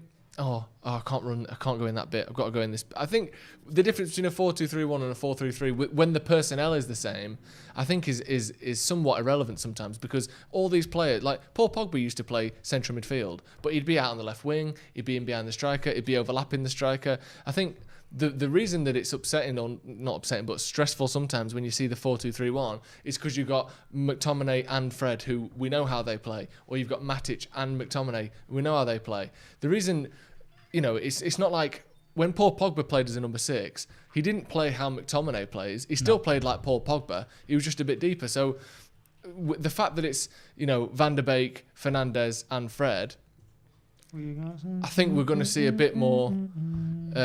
we're going to see a little bit more of an attacking mobile midfield than you would have otherwise. But yeah. I think it might well be a 3 just because none of them are that defensive. Obviously, Fred being the most defensive. No, I'm more interested to see what they do with the front 3, because I don't think Rashford enjoys being on the right-hand side. No. Cavani, that's what I was going to say. Cavani played out wide a lot for PSG. I wouldn't be surprised if it's Martial in his normal position. That's what I was going to say. With Martial through the middle, Rashford on the left, and Cavani on the right-hand side. Yeah, I wouldn't be surprised to see that. Or almost. It's weird how we've got all these players like Rashford and Martial who are on their day, capable of putting in world-class performances as striker or on the left-hand side, and yet none of them have ever looked any good on the right. No. It's weird. You would think, like, as a kid, or when you're growing up, you think, well, he's an attacker, put him on the right, put him on the left, put him in front, whatever. But for some reason, none of our players are any good on the right. Isn't that weird? Cavani looks like someone's mum there. And We're looking at the picture on United's Twitter. Looks as red as Kevin De Bruyne after 5 minutes of football. He's got that same colouring, hasn't he? That like blonde hair, red face vibe. Yeah. But yeah, I do find it weird that even under Jose, when we didn't have any right wingers and we had about 3 left wingers because Martial only ever played on the left, even then, when they played on the right, it was few and far in between, and they didn't really play very much. Sanchez hated it as well. Yeah, Sanchez another one. He won't play on the right. Why is it so hard? Don't like him over there. He just didn't play, did he, Sanchez? No. Dickhead. Bless him. He tried. Tried what? To hump tried his absolute best. Give the video a like, please, if you want to hear more yawning from Adam. I used to hate his stupid Instagram stories. On the beach. Alexis Sanchez, this is. Fuck off. Do you not miss Alexis Sanchez? No. After everything he did for this club, and that's how you treat him. The sheer disrespect, Adam. I can't believe what did he do for us? One good game against Spurs. He broke our wage structure of the entire club, which is a lot. He was our first ever Chilean footballer. I think someone tried to suggest Igalo was our worst signing the other day. And I was thinking, is that Bellend? I got him muted. So I had to click on it to find out that he was muted. I don't even know who's on about it. But it doesn't matter. They're irrelevant anyway. And imagine forgetting Alexis Sanchez played for us. Yeah, he's a worse signing. There's plenty of worse signings than Igalo. I mean, obviously. There's some signings that we played that like never even played for us. If United asked me to go there, I'm just going to be happy to be there, you know what I mean? The disrespect you've just shown Odion Igalo by putting yourself in that same sentence is worse than when I compared Martial at United to Falcao at United. But it's true. It's not true. What? Igalo playing for United is like you playing for United. Adam, do you like football? Yeah. That's that conversation with you. I mean in the sense that you think he cares he's not playing, bro. He's just happy he goes to training with a Man United badge on his chest every day. Yeah, of course. That's different. That'd be like me. If I came through the academy at United and I was in the reserves trying to break through, bro, I'd still be there at 31 trying to break through. I mean, I ain't leaving. Yeah, just not leaving. Give me 60 quid a week and I'll stay. Yeah, just give me the kit. Yeah, exactly. Don't even pay me. Just give me the my kit. coaching badges. And I'll work at Wilkinson while I work train in the here. community. That'd be great. Imagine how good you would have been if you'd have just. How much better do you think it makes you? Let's say when I was a kid, I did school stuff where I coached for. So I got my coaching badges like through this scheme for Aston Villa. Yeah, when we finished kind of playing with football with them. That's and the then, team Adam supports. And then I used to go to coach kids at schools on Saturdays and Sundays. Yeah, and I'd go there and because I'd be like, I ain't wearing this Villa gear. I'll wear my United stuff, and I'd wear like a United top and. You'd hear all the kids going to each other. Oh. And you'd be there like... Whisper it into the mic next time, though, because no one heard that. Okay. The kids thought there was a scout from United there, and you'd be there like some dickhead with a level 1 badge. Can I borrow a pen, please? Yeah, it's definitely a scout. He's got a pen. My lead snapped in my pencil. That's my Birmingham accent. It was like, I want to play, I don't want to, coach. Yeah. Well, coaching's the next best thing, isn't it? No. All right, then what is? What's the next best thing to playing football? Talking about it for a living on YouTube. You don't think coaches can do that? You've never seen the coach's voice, mate? The what? Jose Mourinho talking about, here's how I beat Barcelona in 2010. Is that when they got a tactics board? Yeah. Yeah, Gareth Southgate did one. Oh, so, world-class managers in that. Gareth Southgate, who got England to a World Cup semi-final. That Gareth Southgate, yeah. Southgate. The very same.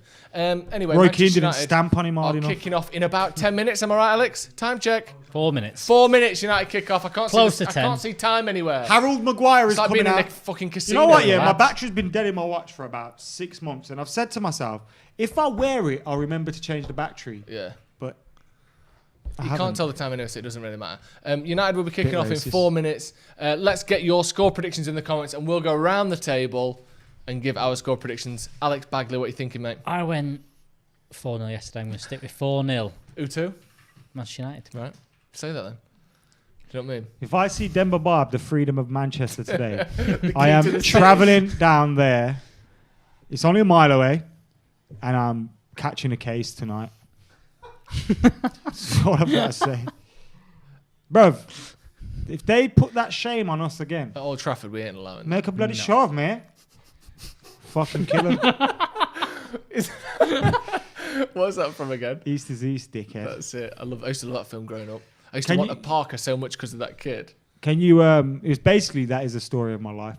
Can you hit the like button on the video, please, guys? Let's get us up to 1,000 likes. 2.4k watching, but 500 likes. That's a bit lame. Let's get some likes on the video. Adam then gives your score prediction. Alex thinks 4-0. We've got some in the comments. I'll come to in a minute. What you think? What I hate? Yesterday you said 3-0 when we did a preview, so I had to go 4. And now today you're going 4. Alex. 5. 5. Alex. There you go. You're pathetic, mate. I've got your back, Adam, yeah? I'm going to go for 6-0. Manchester United. No, honestly, what do I think it's going to be? Do you remember when Sky used to have a Masters football? This is Premier League Masters. Yeah, Skirtle, Barr, Raphael, Chadley. Yeah. We can't play Jens Lehmann in goal. Yeah, exactly. Fucking Solskjaer's their manager. Oh shit, his ass. Delete that. Cut that bit out for when we put it out. What do you mean live? When you put it out, you're gonna put it out. Live. It's live. Keep going. Forget that. You're going to put it out? Anish says 2-0. Dave Salter 5-1. Ross Murphy 3-1. Eve Frew says 3-0. Sorry if I've butchered your name there. Anuj 9-1. Jordan Mark's just gone, 4-0. I have opinions and stuff. I have opinions and stuff as well, Mark. I think it's going to be a tough game. I think we'll play well, but we won't score many goals. I'm going to go 2-0. Mate, I think we'll Alex look good. Tellez is whipping one in onto Cavani's big fat head. That's the thing we've all been dreaming of, isn't it? That link up there, it makes so much sense. Tellez, Cavani, goal. Come on. BT have put it as a 4-2 tray one. Well, what do BT know that MUTV don't? Well, MUTV no one absolutely know nothing. It's almost like MUTV isn't owned by United. It's almost like MUTV is a propaganda channel. Which for who? What? Apart from pro shout Man out United? Sam Homewood because he did a podcast with Wayne Rooney, and I gotta say, I love Sam. So well done, Sam. Old Trafford faithful saying 4-1 United, 3-1. Every single person predicting a win. Although, actually, I say that. Someone said a Chadley hat trick, except he put it as Jaldi. Jaldi. Yeah, we can't have happening what happened last time. What happened last time? Demba Ba running through from 50 yards out. Yeah, no one near him. One-on-one with the goalkeeper. Shrey said it's going to be 69-0. Wonder why you thought that? Because it looks like a yin-yang, doesn't it? 69. Probably, yeah. Yeah, I'm going to go 2-1. There's Cavani. Oh my God, yeah. So basically about a month ago, yeah. Right. One of my cousins went to... Space. To like Blackpool or somewhere weird like that. Same thing. And they brought back a ferret. sugar dummy. They're so amazing. But it was a dick. That's, yeah, but isn't that just I couldn't eat it. That's just... Bro, I couldn't eat it. Why? Because you got a taste for it. That's why I needed to talk to you. Because Like, you got a taste for it. is that... What? Would you just munch on it? Bro. Well, couldn't you get like... I smashed it down. What? Pestle and mortar? I'll show you! Look what you've done No, to but this sugar. basically, I wanted to munch it out. I normally munched them, and I couldn't because he had... What, how do you know it? He eroticized Just it. slowly put it in. But it felt weird on that occasion, did it? It slipped into another hole. That's what was the problem. Did it? I've got 2 comments highlighted there from Jay. First day using highlight all a of them, laptop. Motty, kickoff has transpired. Do you think he plans on putting on Henderson if we're up a few goals? Yeah, that's what Adam suggested before, and I absolutely agree with that. I think there is a chance that if we're 2 or 3-0 up at half time, we might see Dean Henderson. But yeah, we've kicked off. So would you the be? game? Oh, Would you what? Not on camera. the fucking willy shaped What, the lolly? lolly Yeah. man. But isn't Would that you just eat it? Hindu stuff? Like, why? Who was buying that for you? Yeah, he's obviously weirdo, isn't it? Would you eat it? Yeah, but what do you mean willy shaped? No. It's actual cock shaped. You As can in, see like- the helmet and everything. But it's a sugar dummy. Well, would you eat a banana? Con says it's just a willy. Adam. Would you eat a banana? You eat bananas and that, don't you? Yeah, but I break bits off and. Yeah. Like I'll break bits off and like mould them into a fanny shape before I eat them. That's how masculine I am. I only eat fanny shaped foods. I used to know someone that used to eat a banana with a spoon. With a spoon? There you are. Yeah, bachelorette party flavours. All day pecker sucker. That's literally what it was. That was all day pecker sucker. That is your nickname there around the office. I mean, moving. Cam, Yeah, why are let's you move on. feeling uncomfortable for? Let's move on, shall we? I'll bring some in next watch along, yeah? Why, you still got 10 or 11 left? Oh! Lovely back heel, Bruno. Rashford going through the lines there. Rashford. Shoot, Shooting your fucking own. shoot. Rashford in the box! Ah! Bro, you should have passed that. Oh, That was We so still got good. it. We still got it. Rashford there went Why through don't you everyone. pass, He bro? went through everyone. Why don't you pass? Oh, shoot. Come on. He went through everyone. Go on, Donny. Good. This is already good. What is it? 2 minutes in. Making waves. Making chances. If Ollie plays 4-3-3 today, it works, and then it goes back to 4-2-3-1. It's not the formation, it's the personnel though, isn't it? Come on. Let's be honest here. No. It looks like it's a 4-2-3-1 now. Ross Murphy with the 199 super chat. Get your super chats in, we'll read them all out. Joshua says he'd gobble it down. Yeah, Ross Murphy says it's just started and you're talking about fannies. No, well, I wasn't, was I? Was I? Someone No. did. Someone did. I can't remember who it was now. Someone. United looking pretty sharp already. Rashford basically running through the whole team there for a second, which was nice to see. Should have just shot though. He should have had a shot, yeah. I think he tried to have a shot. He got to the edge of the box. He looked up. He tried to see Cavani. He tried to see Martial, and neither of them were available. So he went, you know what? No. No. Get over yourselves. Not available. I mean, Martial was Not standing available. on his own. Nah, he wasn't available. He wasn't available. Give me the ball. Nah, he won't. And Martial, and the thing is, if you know anything about see, Marcus Rashford, you know that he ain't selfish. His agendas. You know he ain't selfish. See Steve the other day. Waited till I left the building to come out with his shite. Where is he? Where is he? Where is he? Like you haven't been in the same room as him for about 2 hours earlier, and you didn't say dick. Good tackle. Yeah, well I do. I'm here, mate, and I won't stand for it. You had your chance. He You bottled it. He should have passed that. Should have done.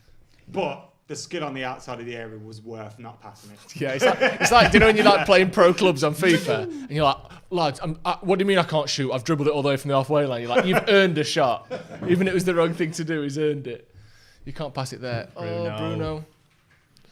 Do you know how we said the other day, Adam, after the last game, the West Brom game, where Bruno gave the ball away so many times, and we were talking after the game, and I said, I bet you the stats will come out and he made like 6 clear chances. Have you seen in the last few days, Bruno literally made 6 chances for his teammates? Yeah. When you're watching him, he makes so many mistakes, but he just makes so many chances he get away with it. Played. Skin him. Want you to skin him, Tony. Board. Oh. That was a pass by Bruno. Then, I know, because you fizzed it into him. Starting out then, something that we talked Bruno about. has been... He's 4 minutes in, and I've seen him in at least every blade of grass. At least every blade. every blade. Maybe some... Should have shot. Whipped it to Cavani. Interestingly enough to start with, and it's changed slightly there, Martial does look like he's on the left, Cavani does look like he's down the middle, Rashford does look like he's on the right-hand side, which will be interesting to see the fluidity If of that works, we'll probably need another striker in January. Yeah. No. What, a right winger, you mean? No, if that works, because then what, you're going to start Cavani, Martial and Rashford every game and have no one on the bench? Got Dan James on the bench. No, Igalo leaves in January, you dick. Barely. Barely leaves. Well, he kind of leaves. Does he? You tell me, mate. Yes. What? What are you cheering at? You getting a haircut booked? No. After lockdown, it's fine. Don't worry about it. Oh, yeah. After lockdown. Yeah. Right. Interesting. Harry Maguire was playing central midfield by the look of it, like he did for England the other night, if anyone watched that, where he was playing on the edge of their box for most of the game. He loves it, doesn't he? I Very love different. it. In the 3, though, he can do it, though, can't he? Yeah. I love it when he does that. United already have more intensity, more energy, look like we're more dangerous than we did against West Brom and we did against Istanbul last time. I did. Did you? You stand out there today? We're going back down in a bit. What does the sign say? For those at home and for me who doesn't know. Rafael you were Silva. Here, if you watched the preview like everyone else at home has, then you'd know, you know what I mean, Joe? But you've not, have you? Yeah, I've seen it. Yeah. So basically, me and Joe tried out that gravy boat thing from KFC today. How was it? Gravy-naise it had. Gravy-naise. Mayonnaise and gravy should never be mixed, but it was quite good. It was good. Big gravy explosion, wasn't it? But what I wasn't happy with, and I hope the Colonel's watching to sort this out. Yeah, he's alive. Is that the hash brown is supposed to have like a bowl, but it was just a normal hash brown. It had like a little divot in, didn't it? But it looked like you'd accidentally put a can of Coke down and went, oh, yeah, and it just left a little ring, a little ring. You're like, oh, I put my Coke down on a hash brown. It had a little dint that's meant to catch like litres of gravy in that, so I can have the big gravy boy. Alex Tellez is about to take a corner. Whip. Ooh. Oh, I went over. Bruno!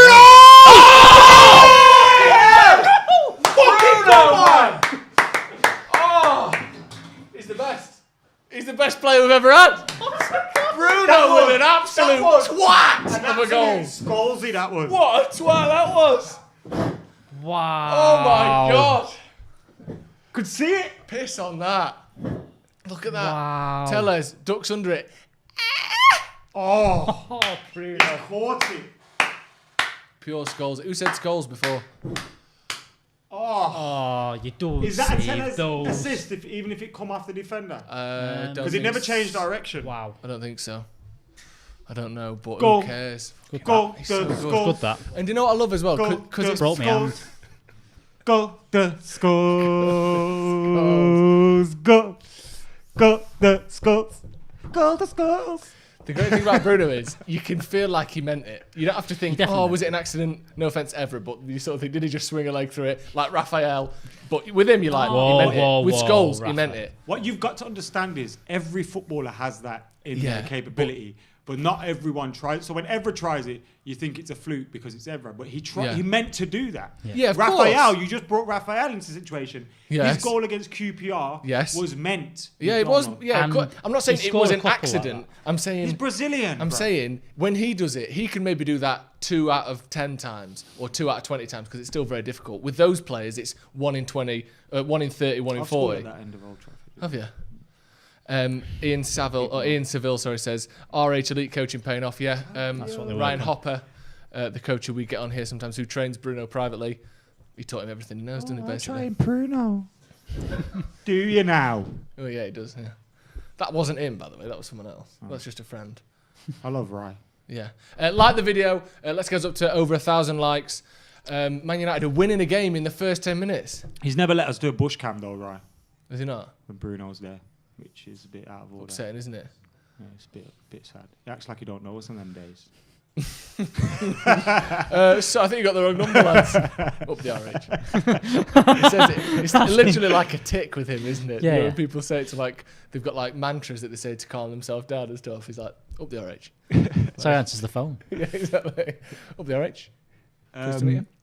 J Hubbard says we're winning the Champions League. Yeah, we are. And I tend to agree with them. Honestly, it's 21-4. Why this not year. just pretend we think we're gonna?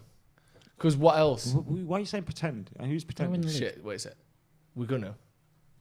Because what else? What else can you do? What's the point in watching this? What's the point in just cheering for a goal if you don't think we're gonna win it? I honestly do think we've got a decent chance of winning it. Of all the tournaments, I think we've got a better chance of winning this than the league. Definitely. Yeah. Like, not that we would have to fluke it, but you can be the winner of the Champions League without being the best team in Europe. Because we prove we're a good cup team by Yeah. just what we've done so far and the people we've knocked out in cups. All these performances in the last Champions League. Yeah. I mean, the Barca game, we just didn't have any players and we were No. pretty shit. But the PSG performance and then... But even look at the PSG performance this season. Harry, where are you going? That team is still the team that got to the Yeah. final last year. We outplayed that team. Yeah, It wasn't like we hung on and we got a bit lucky like we did last season or the season before. We outplayed PSG. What was it? 6 weeks ago. Yep. So if you're ever going to get to a final or maybe win something, I do think that the Champions League is definitely a decent chance of us doing that. Do you think we can, Adam? I think we've already won it. Yeah.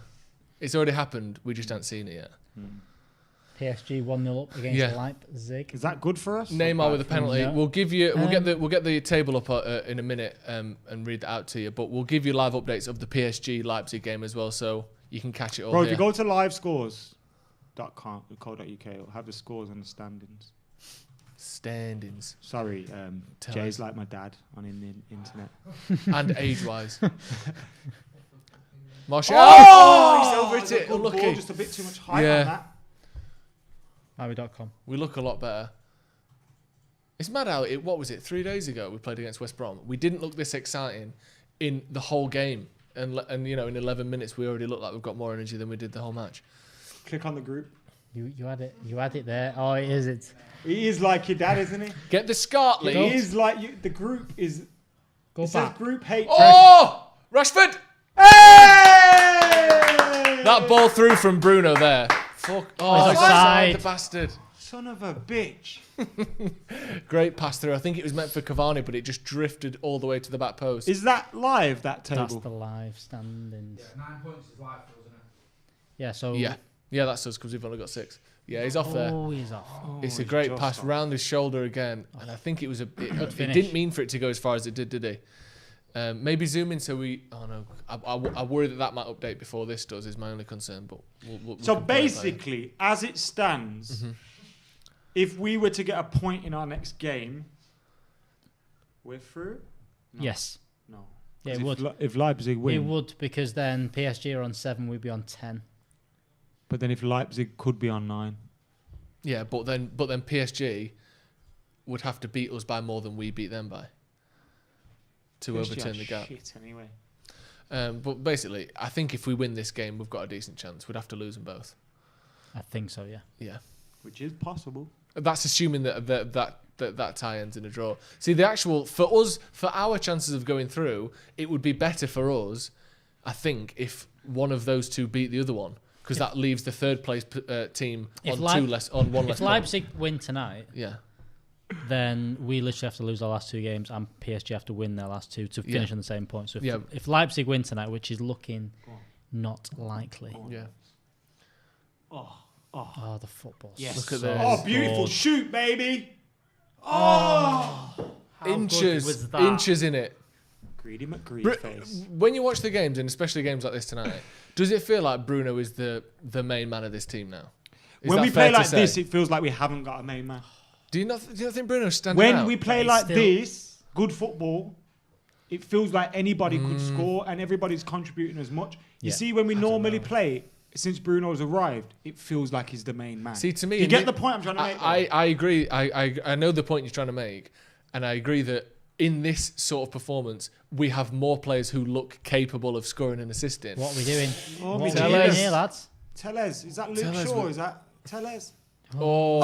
Free shot, 15 yards out from Marcus, Denver Bar. I do agree that we look like we have more players who can be dangerous. Well done, but Bruno has already stood out. He scored. He had an assist that was ruled out. He almost scored again there. For me, the more space we have. All this together, bro. Danny Van der Beek. Watch him because he's sitting there and he's allowing the game to be played ahead of him. Good point. Agreeing with you there, Brian.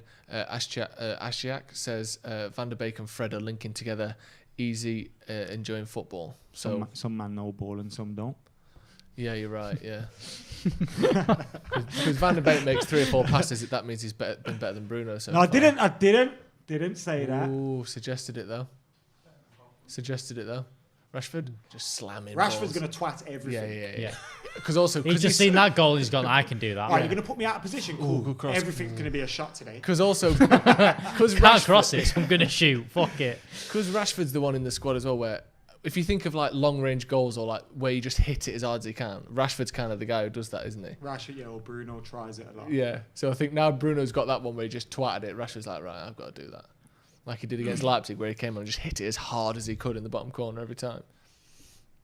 Looking a lot better. And this is, oh, that's shit. What Cavani was doing there, I'm not saying Martial doesn't do, because he does, like in terms of coming short and keeping the play going. But in some games, bruv, we've got Danny James and them, man. Like, to be able to play a front three of Cavani, Rashford, and Neymar. Neymar just came up because his goal came up. But Cavani, Rashford, and Martial is stronger than Martial, Rashford, and James and Cavani. For some games. Well, that's the thing. Like that's been the problem. One of the reasons I was annoyed at Martial, it isn't his performances, is the stupidity of getting himself suspended, because he must have known from playing in the team, from the teams that have been selected, that Cavani wasn't ready to start yet. So to get suspended to the point where, like you said, we had Rashford and Dan James as a split strikers in some matches in the league this season. No wonder it looks so much worse than this, or so much worse than other options we can put out, because they're just not as good. That's where, obviously, Martial shouldn't be getting sent off. It's his fault for getting sent off, so this isn't an excuse for the sending off. But sending offs happen in football, and that's where it's up to your board to have fucking equipped properly. Yeah. Because if we get Cavani, it's not like Cavani was being held to ransom by a club. If we get Cavani 2 weeks earlier, he plays in the Chelsea and Arsenal games from the start. Do you know what I mean? And we don't miss Martial as much when he is suspended or when he is injured. And it's like, there was so many little things that we could, obviously, Martial cannot twat fucking Lamella. But there's so many things that we could have done. My Jeebus. Was that Chadley? Rolling back the years. Vishka, I think. Was that Chadley then? There. Someone just fucking danced the way right to the... No, it was I don't know who that is. Ozcan. We've got a big boy super chat, Yeah, I'm going to get to that in a second. Finish what you were saying though about the... No, I've finished. Okay. Darren Wilson said, morning lads from Oz. Where are United playing Van der Beek today? Is he seeing a lot of the ball from your mates down under? He looks like he's playing, I think... It's a 4-2-3-1. It's the 4-2-3-1. On the right-hand side of a 4-2-3-1. He's playing a little bit deeper alongside Fred, and he looks very good so far. Back to the Martial thing for a minute. I agree with all those points you made. It's up to the club to get the likes of Cavani and Tellez, get them in earlier, especially when you know that Cavani's not played much football since February. Yep. You get them in earlier, so they've got 6 weeks of pre-season to get up to scratch or to get up to speed, or not pre-season, but he's got all the amount of time he can possibly have to get match fit. But Martial knew that. Martial knew he wasn't fit, and it wasn't like it was some like a late challenge or some tackle where he slid through and he got sent it off. He reacted in a way that he didn't have to. But the point I was trying to make is, it's no surprise to me that when we have Martial, Rashford, a fit Cavani all starting in a game together, Van der Beek starting, Bruno starting in those games, we look much more exciting. That goes without saying, but we just need to be able to have that more often, don't we? Also, do you know 2020, I've missed maybe slightly before, but... What a shit year, eh? 2020 has been a shit year, and it's been a surprising and unpredictable year. one of the most unpredictable things that's happened this year is the advent of the footballer who turned out not to be bald. Martin Skirtle Ashley Young being one of being them. Martin Skirtle, who was bald for 15 years, he ain't bald either. Why is there so many footballers who turned out not to be bald? I think Jay's going to do that. Or do you think they've all had hair transplants during lockdown? Nah, it's just some people. I think Skirtle thought when he comes to the Prem, how can I make people not want to fuck with me? I know, skin my head off. Oh yeah, maybe it's a hair transplant. He is living in Turkey. That's where you get them from, Istanbul. Yeah. Yeah, you get all the hair transplants from there. We're all gonna need one soon. Oh. Rashford! Bruno, but nice. Oh! He shouts who he wants. He shouts who he wants. Might be Rashford, might fucking not be. He shouts who he wants. 2-0 Manchester United. Bruno has scored, or Rashford. This week, brought to you by Specsavers. Brought to you by Specsavers. Nah, I thought the number 18 was a number 10. It's an easy mistake, isn't it? Yeah, Tellez with the ball in. Keeper's Poor dropped punch it. by the goalie, and Bruno taps it in from 2 yards out. Brilliant. Say Rashbeck, yeah. As a compliment. Yeah, it might get him a goal. Yeah, so the keeper's absolutely... Rashford! Oh, do you know, the goalie great comes out like this, and then at the last second goes, "Oh, catch that!" Too late, bounces straight out of his hands. We've got a super chat from Ross Murphy. Ha ha ha ha ha ha ha ha. Adam, you need glasses. And Danny Thomas, McCullough knows ball. Yeah, that comment was sent before what just happened. McCullough knows ball. Oh, don't mind it though. 2-0 up. Rashford will be happy. I gave him a goal. Yeah, exactly. Yeah. Hit How many the. goals? Oh, Bruno could get first half hat trick. Imagine. Come on, Bruno. Hit the like button. Let's see if we can get up to 1,500 likes on the stream. He's going to start shooting even more on your Bradford. I know, yeah. Could he? He's going to be like, fuck yeah. Everybody else is fucked now because he's not passing. Could Bruno shoot any more if he tried, though? Let's be honest. Yeah. Do you think? Watch this now. Yeah, watch this drive. Oh, good start from United. You know what the bad thing is as well? You know when you're on the pitch? On the pitch. You know when you're watching the TV, it looks miles away, doesn't it? Mm. You know when you stand on the halfway line, the goal looks so close. I know. Like bro, I'm quite certain if I had 20 attempts, I'd score from the halfway line. What? With a goalie in there? Yeah. Just eat all of those volleys. Just eat as many of them I didn't volleys say as which you can goalie. fit in your mouth. I didn't say which goalie. Who is it? Don't say Jordan it. Pickford. Jordan Pickford. Bruno. Yeah, one of the Paddock goalkeepers. Ooh, look at that little flick by Fred. Tellez whipping balls in. Spam merchant. Love it. Do you know what though? I think it's good to have. This is the thing that 2 goals, 2 Tellez crosses. Just saying. Yeah. I'm just saying. Just saying. It's good to have variety though, isn't it? Who Like we said talked that, about Mark? with Cavani. Mark Brim. They're one of the members. It's good to have variety. That's the thing that like having Cavani offer something different to Martial, having Tellez offer something different to Luke Shaw, having Van der Beek offer something different to McTominay or Matic or whoever. This is why having a decent squad is good, not just because you win more games, but you can play different ways, you can look different, you can rest people. This is what it's all about. This is the whole reason you want transfers, is so you can play like this sometimes. Because otherwise it would have been Matic playing this game if we hadn't had anyone. Or it would be Pereira playing this game, and I don't think we'd look quite as good if either of those two were playing. I agree. And like you said, Adam, Van der Beek's been the best player so far. I didn't say that. Do you know what I like doing? I didn't say that. Because he has a tendency to say, "No, you're twisting my words." I like to actually twist his words and see how.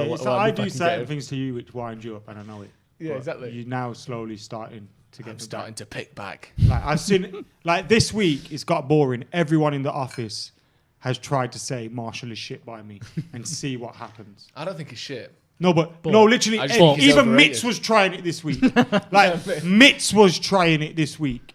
Like I wasn't gonna uppercut him. Yeah. You can't punch me. Like if I was only talent in front of the camera now, everyone would have got fucked up this week. Do you think that's true, or do you think you just? I am talent. Full of shit, or what? What? Which bit? Which bit? Don't uppercut me, please. Which bit? The talent. No, you're very talented. Oh, thanks. Yeah, I think United are looking good so far. Although we have given them like 2 half decent, like again space here, edge of the box. Good block by Harry Maguire.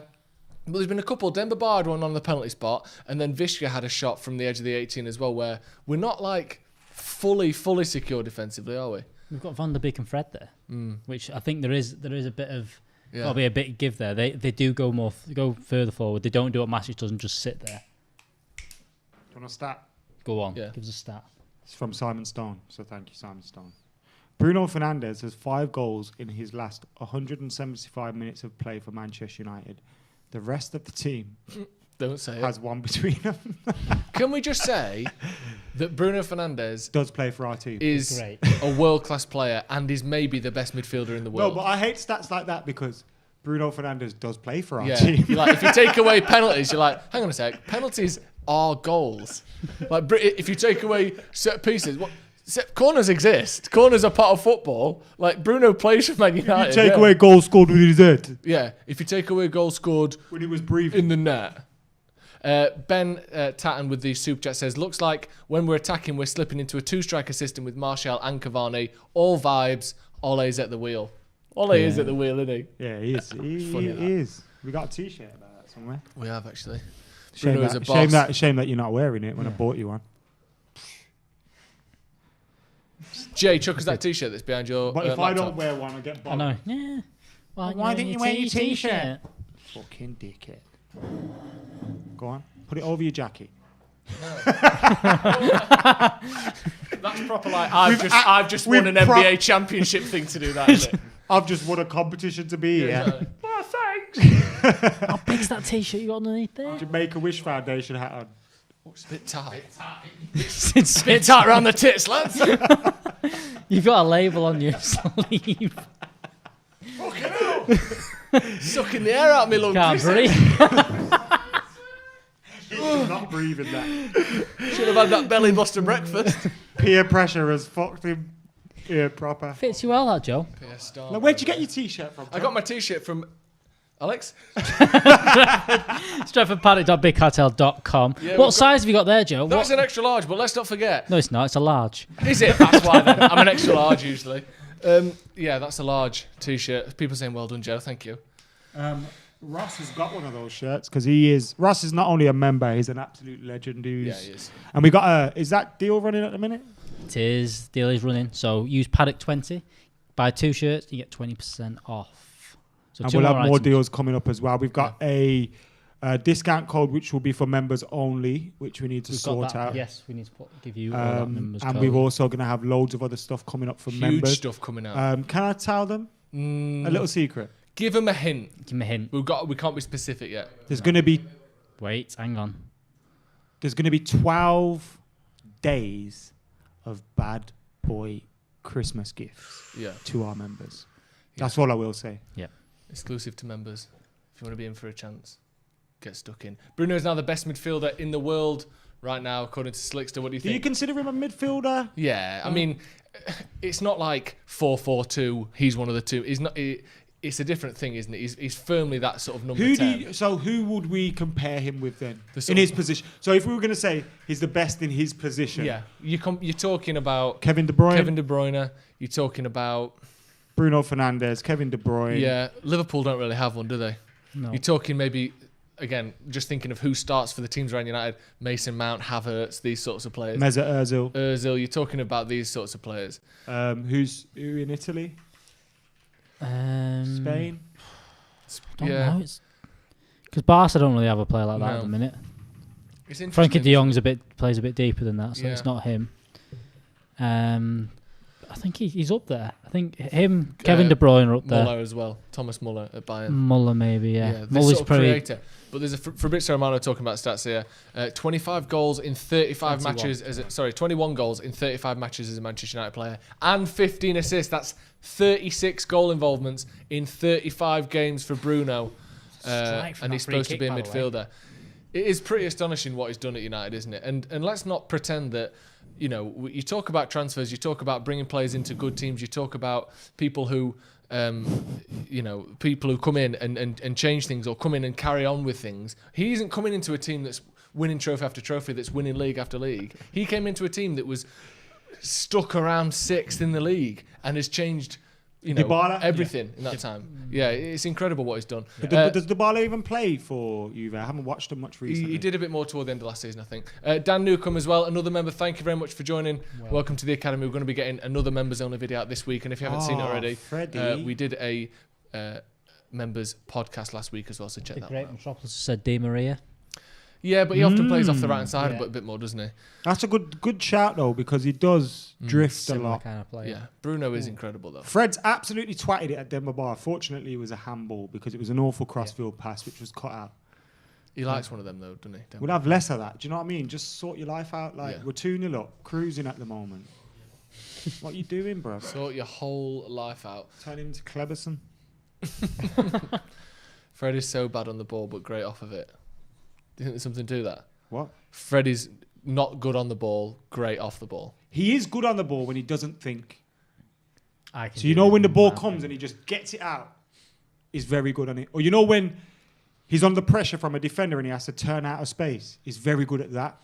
But you see when he's running and he's got space ahead of him and he's got runners ahead of him and he's got time to think. McTominay is the same. The pass isn't going to be very good. Yeah. Oh, total. It's mad how many players are poor when they have time. There's how many very, very, very good players. It's like FIFA, innit? Yeah. Like, if you have time on the ball and you start thinking, right, let me get ready and place this. Yeah. You fuck it every time. Yeah. But there's the amount of elite level footballers that when they have time on the ball aren't even Rashford at times, when he just does things instinctively, is better than when you think he's got a bit of time. He's clean through on goal here. Let's see what he does. Theo Walcott was the perfect example of that for his entire career. Was like, if you had him to, I had to think and put a cross in, he was dreadful. If you gave him he was through ball and he was through, he was shocking. But if it was like that instinctive thing, he was very, very good. Yeah. So many footballers like that. Yeah, I think a lot of athletes are like that generally, aren't they? This is a stat here from Richard Jolly. He says Bruno Fernandez's 20th Man United goal, although I'm sure maybe this came out before. It did come out before the second goal. So 21st United goal. Of players with 20-plus Manchester United goals since 1962, only Ruud van Nistelrooy and Dennis Law have got a better goal per game than Fernandes. What on earth? By the way, have you seen... So he's got a better goal per game for United than Andy Cole, Dwight York, Rashford, Bruno, Zlatan, Lukaku. What Adam the McCullough. fuck? That is astonishing, isn't it? The first Assuming comment that's is, true. Richard Jolly on Twitter. By the way, the first comment was, "Are you counting pens on that?" And you're like, "Well, yes, because they're goals." You know what? You know what to do? All you dickheads that care about pens, take Shearer's off him. Go on, see where the pussy hole is now in the list. Behind Andy right Cole. Behind Andy Cole, where he belongs. You phrased that in a slightly sexual way, which I didn't like, but yeah. Oh, No. Fred! You think of it that way. He loves giving the ball It's away. your problem, like Fred there. Filth, filth. I think AJ? if you took Alan Shearer's goals off of him, he would still be ahead of Andy Cole. Just to clarify. I'm sad that Eddie Murphy reference went over everyone's heads. Nothing. I'm not saying it again. Yeah, he would still be ahead of him, wouldn't he? Andy Cole, Shearer only scored 57 goals. I think he's more than 57 penalties. I think he's more than 57 goals ahead of Andy Cole. Is he not? What's Andy Cole on? 200. I went on the radio the other day, yeah. Andy Cole was on there, yeah. And who else on there? Alan Parry or Perry Groves or someone like that. And Sam Matterface. And I went on and I went, first off, yeah, I need to say, shout out Andy Cole. The geezer's been incredibly underrated all his life and all that. Like, proper, like, I was about to cry, emotional stuff, big up Andy Cole. And then Sam Matterface and Perry goes, oh, we don't underrate him here and that. And then Andy Cole backed them up. And I was thinking, bruv. He's done, yeah. I've just come out here with my whole chest out. He's done. I had that conversation with him as well, like when I met him, like, bruv, you're seriously underrated. And he was like, yeah, I know. You should have got the other way and said maybe you're a little overrated. Well, now I can That'd be nice. I bet he'd like to hear that. I bet he's sick of hearing, oh, you were underrated. I bet for once he'd be like, now come because on. Andy Cole's demeanour changed because of the way the media treated him. And, oh my God. Go on, Rashford. Is that Rashford or Bruno? Rashford. That's a penalty. He has to give it. He has to give it. Wow. Give it. Let Marshall take it. I mean, maybe it was a penalty. Maybe it was a penalty, but my God, did he win that penalty then? He just stepped across you know what him. that was? He did. It was a foul that refs very rarely give in the box. In the penalty foul box. anywhere else. So Who's they'll this give it pass for here? a free kick, but they very rarely Lindelof with a stunning onside a mile. Lindelof with a stunning pass over the top. 70 Did he hold yard his pass. run? It's close. Yeah, Bruno. Nah, it's a hat-trick. penalty. You don't It's give a it penalty. away from Watch Bruno, it second time, it's a penalty. Chips it down the Give middle. it, Do you Bruno. reckon? I thought it was anyway, but you... No, it's Yeah, not. that's a pen. That's a pen. No, not sure. He's bought it, but that's a pen. Yeah. That's a pen. That's a pen. That's close. Is he offside? I don't think he is. Nah, the geezer on the back. The geezer on the back. Oh, there's two of them. Look at his shoulder. Bruno's taking it. Of course he is. He's our penalty taker. Voice of Peter Walton, who's sliding off the edge of that graphic. Barely on it, that. Peter, yeah, that Peter Walton. Peter, come back. Checking penalty. I don't understand why they have referees on these shows, because the referees just back the referees. Yeah. Referee Because made they're that all decision, scared. Banter, innit? Is Rashford got the ball? No chance. Yeah, he has. He's not. Bruno's got it. Why are they showing that? You see, if I'm winning a penalty and I'm a striker, bro, ain't nobody taking it off me, bro. That's just rude. Even on the hat trick. Yeah. Did you uppercut him? No, I don't. I think they're showing Marcus because they're checking. Oh, Yeah, no. I told you, bro. Rashford stood over it. What? Bruno's gone. Bruno's missed a couple pens. No, don't say that's not why. No. He gave Rashford one before when he needed one. He gave Martial one when he needed one. It's not because he's missed Rashford it, it's don't 'cause need he's one. He's generous. got 7-8 goals this season. Bruno's Bruno not- should take it. Oh, he's not to giving it. Is he not? Is he not offside? Is he No, on top? Look at no. it. He's Oh, saying- he is? Oh. Is he goal? Check over. It's a penalty. Yeah, it's a penalty. I don't. He's not giving that away because he's missed a couple. Yeah, but I don't That's understand not why why. Rashford's taking it. Bruno should be taking this. I Bruno should be Okay. taking this. I want him to get his hat trick. I don't know why Rashford's taking it. Come on, If anyone, Martial takes it. Rashford won it. Or Cavani, one of Rashford them. won it. Yeah, that's true. If you win it, you should Come on. take it. Rashford with a penalty then Unless this might be the plan. It might be Rashford's penalties now. in Champions League. No, because Bruno might have just said, "Yo, just shoot on it." Rashford. Oh no, he's changed his Oh, run of play. Cash. Bruno!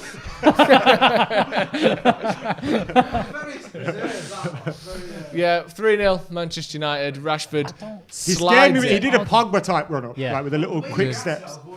Slides it and glides it. Oh, into Jay Motti left the room again. Is that Rashford's 10th of the season now? No, it's his 8th. 8th. 8 goals. Let's get the stats Yeah. up. Maybe that might be a bit of it. That might be a bit of why he got it.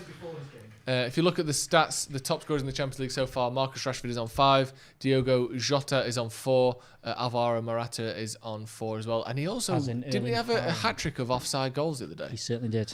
Hat-trick of disallowed goals, should I say. Haaland on- Erling Haaland also on 4. So Rashford pulls clear of those That might be a crew reason now, why perhaps. he's done that for being top scorer in the Champions League. It'd be a big achievement for him if he could stay up near the top of that list as well. We've got a super chat from Aditya. He said, "Guys, our moronic owners and Woodward will willingly sell Bruno if Barca pay 120 million or Madrid pay that. That will put us back by at least 5 years." I don't think they would sell him. Haaland scored, so he's level with Rashford. Well, when's that? He scored tonight. Yeah, he's just scored. Okay, sorry. Yeah, so they're Messi both on hasn't 5. scored. Both on 5. Morata hasn't scored, but Ronaldo has. Should we have a look at some of the other results or current scores around the grounds then? Do you want me to read them out? I've got them here. I can go through them. In the full times then, Dinamo Kiev, these are qualification matches, aren't they? So that's something slightly different. But 36 minutes gone, United 3-0 up. Paris are 1-0 up against RB Leipzig. Dynamo Kiev and Barcelona are 0-0. Juve and Ferencvaros are 1-1. Borussia Dortmund 1-0 up against Club Brugge. Lazio 2-1 up against Zenit. Krasnodar lost to Sevilla 2-1. That's a full time. And Rennes lost to Chelsea 2-1. That's also a full time. So currently the two that we really care about, obviously United 3-0 and PSG remain 1-0 up against RB Leipzig. Why did we play like twats in Turkey, man? This could have been done by now. This should have been done, shouldn't it? We would have been through by Fuck now. it, I Like want the to video. do Let's like the video Let's as beat well. the Anderlecht record of 10-1.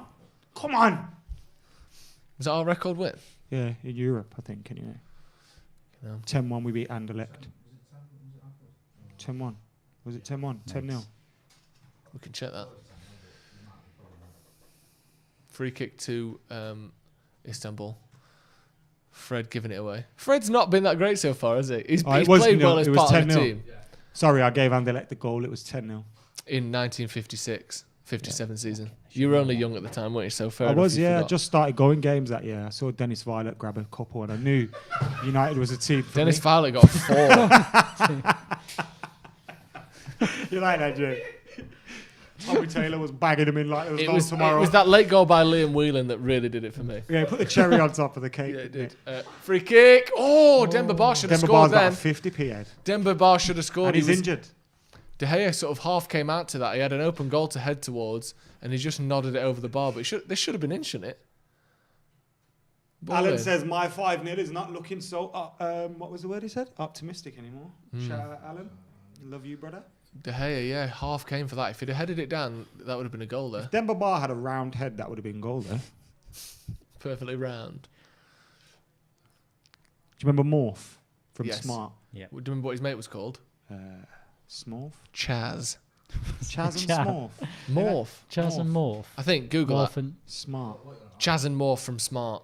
They were two sort of, what would you call Go on, it? Tony. Shift through them gears, baby. Go on, Tony. Yes. Oh, yes, played. Yes. Yeah. Oh, that was a great pass. Almost a hat-trick for Bruno. I dinked it. It had literally 6 inches too much on it, that, didn't it? You know what makes me mad? You never see Martial hit them speeds more than 2-3 times in a game. No. It's like Messi used to But he don't get the chance to from centre. Yeah. Well, that's why. Is he better as a left winger? Nah, I think he's good as a 9 when he, but that pulls Go on, out Danny. and he Go gives you that forwards. ability to rotate with like Rashford and that. Why is Cavani now It's playing? Cavani the playing at six? centre back. Work rate. Work He's rate. fucked after doing that tracking back. Tom Harrison says, anyone else think that despite his performances, Maguire still looks a bit shaky and his passes don't look quite right? Who? Sorry? Harry Maguire. I think he's kind of like a Smalling in that he's a big old man, isn't he?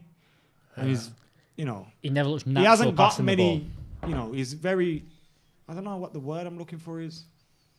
He's like a brick, isn't he? No. So he's like, if I don't agree with that. like a robot. I think he's, for his size, I think he's look quite at fluid, quite calm, quite good on the ball. I think he's dribbling in, you know. No, I'm not He's criticising. good for I'm his saying size. it's just that he looks clunky, doesn't he? Yeah, maybe. Like, he looks, like if the rest of the team is FIFA 20, he's FIFA 96. 90. He's Clunky. You've But he's still gone, doing you've the gone bits. 90. He's still rated 90 Also, I as a don't player, Yeah. but he's on FIFA 96. I don't think FIFA 96 exists. Yes, it did. That's my first FIFA. What are you trying to tell me? That's bro? what I was trying to get out of you. That's how old you Eric are. Cantona and I them know. on FIFA 95 as well. Disgusting. 3,000 people are watching, which quite frankly isn't enough for what is the greatest watch-along in history. So can you tell your friends, your mum, your dad, your nan, your stepdad, all of them tune in? Can you hit that like button, please? How many likes do we have? Just over 1,000. Remember, Joe pays his rent in likes, so without those likes... Yeah, I have to pay 1,500 likes a week. So can you get them likes through to Joe? Jay wants to know, do you think Dean Henderson will be coming on at half-time? Well, I tell you what, if he does or doesn't, we will know. We're in a position to know whether that was the plan now, aren't we? Yeah. Like we were saying before the game, we've got 2 keepers. If we're 3-0 up, will Henderson come on? We're going to find out. Because it wasn't happening at 0-0, was it? Yeah. Marcus Rashford now has 75 goals for Manchester United. Wow. Not bad, that. As a, how old is he? 22? 23. Pretty good record for a 23-year-old. That is now 178 away from Wayne Rooney's record for Manchester United. That's and a I lot, know, Rashford, Martial and Greenwood are all going to break that record. Amazing. It's I, a big I, unfortunately, I have to disagree, which is sad, because this statistically, you know, it's probably not going to happen. Certainly not for all of them. But you would think, what's that? Let's say Think about it. Rooney was a very unselfish player. But you have to. Yeah, but That's think of it the other way. It was pure longevity as well. Yeah, but think was it though? Yes. Leicester No, United that's not a 32. criticism. No. But he wasn't a Van Nistelrooy. If Van Nistelrooy stayed for 3 more seasons, he's our record goal scorer. Yeah, but again, here's the thing. Oh, what a ball! Who was that? Bruno. No. Who passed the pass? Missed I think it. it was Fred or Aaron Ramsdale. Here's the thing with strikers. Marcus. They often don't stick around long enough to break these records. There's plenty of people who, if we'd had them in their prime for longer or done whatever, they would have broken the record. No, Part of breaking the record Van is Nistelrooy would have longevity. been like that. Part of breaking the record is longevity. Yeah, but Rooney wasn't. What he's saying is Rooney wasn't a prolific striker Yeah. until 2010, 11-ish. I don't think he was Listen, an out-and-out Rashford and Marshall. striker. Marshall is 8 goals behind Eric's. Yeah. And Rashford is now 6 behind Eric's.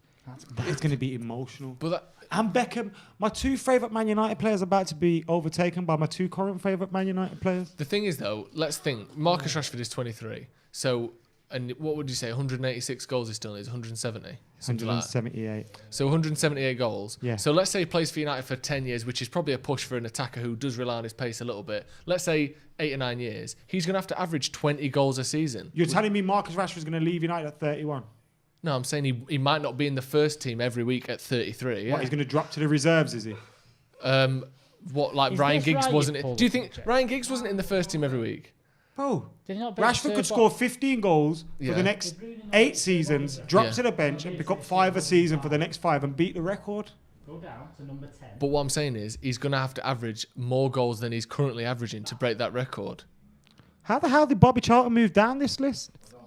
Yeah. Just pulled up.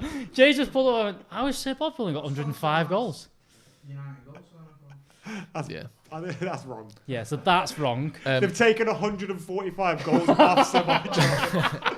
But yeah, I just think it's one of them where you think, because he's quite young and he scored a few goals, you think he's going to break the record, but he actually has to start scoring more goals consistently. He doesn't. Of course he does. He doesn't. Do you think he's going to be starting enough games at I'm gonna prove a 33? point now. At 33 years old, You you carry think on he's going to talking get to him. 17 Go on, goals a go on, year? talk to me. What were you saying there? Oh, sorry. I think it's going to be difficult for Bobby Charlton's goals Rashford went. to break Wayne Rooney's goal scoring record. He scored 75 goals at the age of 23. Right? Let's say he's got another 10 years playing every week. Have a look at Rooney's record. I don't think Rooney was that far ahead of him at 23. Rashford on the break here. Wrong decision. Fuck's sake. Unlucky there. My last search about Rooney was Rooney pasta tweet. Occasionally, Scoffing down pasta at Occasionally, 9 I remember old Wayne Rooney tweets and I search for them. I'm not trying to knock Marcus Rashford, by the way. I know you're not, but I'm just going to prove a point to you, so shut the fuck up. Go on then, prove it. Can you get Rooney's goals per season up?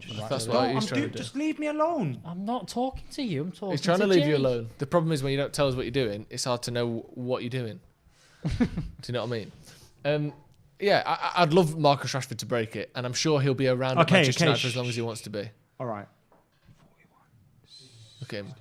So tell me to shush so you can count. Rooney had 77 at the age of 23. Is that more or less than 75? That's 2 more, but Rashford's could do that this game.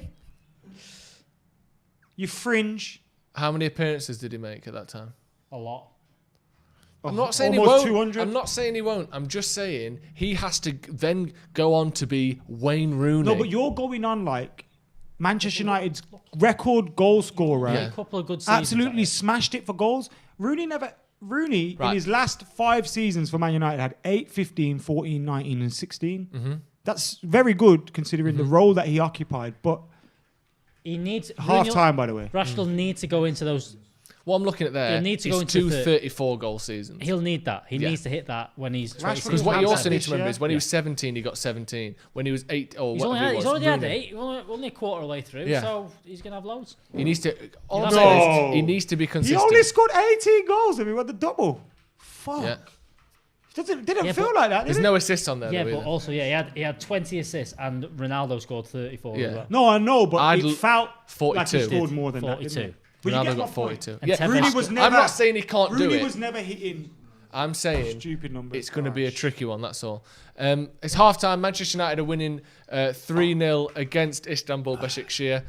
It's a much better performance, isn't it, Alex, than we've seen Very so far? good football so far. Yeah, really we, good football. we came back after the West Ham.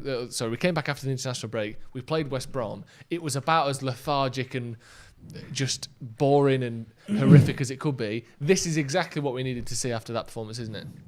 Exactly. It's quite fun, quite exciting, It quite is, nice. and I think Van der Beek has made a massive difference in why that's been. I think he's looked sharp. I think that Van der Beek, Fred, and Bruno in midfield popping it about, and it's good to see Rashford playing on the right hand side, and it seems to be working a bit as well, which is something we weren't expecting to see. I don't think. Yeah. Rashford on the right hand side and looking very good there. Yeah, they do look very good. Right, we're going to throw over to Stephen and Ronaldo now, who are going to look at some of your tweets and comments, and also some of the stats from the game so far. So over to Stephen and Ronaldo. Head over to stretfordpaddock.bigcartel.com and check out the Paddock merch. And for a short time, you can get 20% off orders with 2 items or more using the code Paddock20. Go get on it. All right, that was Joe. All right. Very all right. It's all right, wasn't it? That was very fucking enjoyable. That's all I'm going to say. That was good, that, wasn't it? What if I was to tell you Istanbul and Manchester United have had the same amount of shots? I wouldn't be that surprised because when they've gone forward, they've actually looked a tiny little bit dangerous. Can't even lie to you. We did say, didn't we? Demba Ba has looked dangerous. He has. How is he just one of them players where he'll just be slightly good forever? Because of the fact that... I mean, how old is he actually? That's what I was going to say. Because maybe when he was in the league, he was like 35. So age doesn't matter, realistically. And now he's 45, but you'd never know. And what was you saying about him upstairs? I would say... Did I say he's 1% United? Yep. He probably is. I think as United fans, we all respect him a little bit. United. Joe's looking confused. Do you know why he is? Because whatever he's doing over he's there. provided that eternal meme material for United fans against Liverpool. Yeah. He was a pivotal Gerrard role. slip. He was the protagonist. How the protagonist for the Gerrard slip cannot be a 0.5% at least United legend? Yeah. So without even playing for us. So 1 like equals 1 respect. Anyway, so 7 shots apiece. The difference being that United have had 5 of them on target. Istanbul have only had 1 of them on target. United have looked at times sensational, and I've got 2 reasons why I think that is. I'm going to give them you. Go on then. 3 reasons.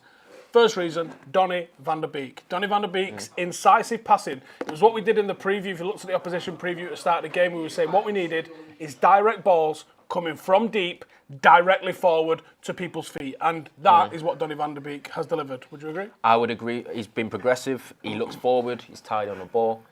And he's basically doing what I said that Fred and Matic weren't capable of against West Brom, and he's that from that deep line midfield role, someone that plays incisive passes through the lines. Yep. Number 2 reason, Cavani playing. I think as a focal point of the attack, I think he's absolutely belting for it. I think he's been, without having to get on the score sheet himself, I think he's been a part of every single move that United have made. Obviously, the delivery from Tellez for Cavani to try and get onto, he doesn't get on it, but the fact that he's putting pressure on the keeper probably adds to the keeper spilling it for Bruno to penalty it in from there.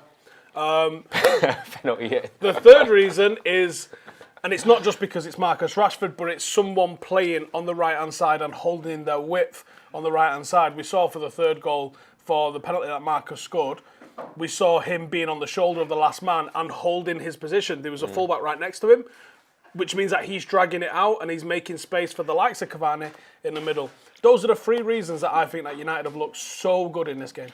Do you think the fact that you've got Rashford on the right and then Martial on the left, for the first time watching a United game in a long time, you feel like you've got danger on both sides? Who'd you double up on?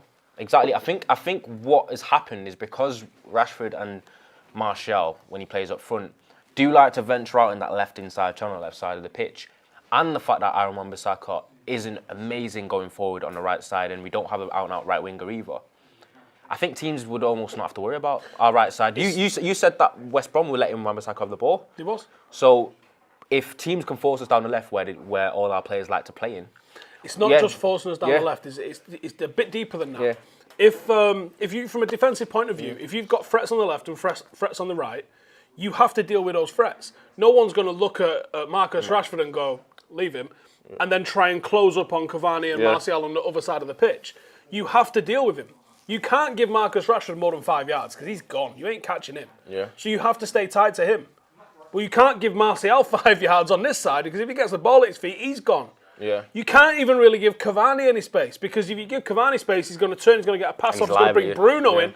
So what do? You have to kind of at least acknowledge every single player in our attack. Because they're acknowledging every single player in our attack, they're holding their width.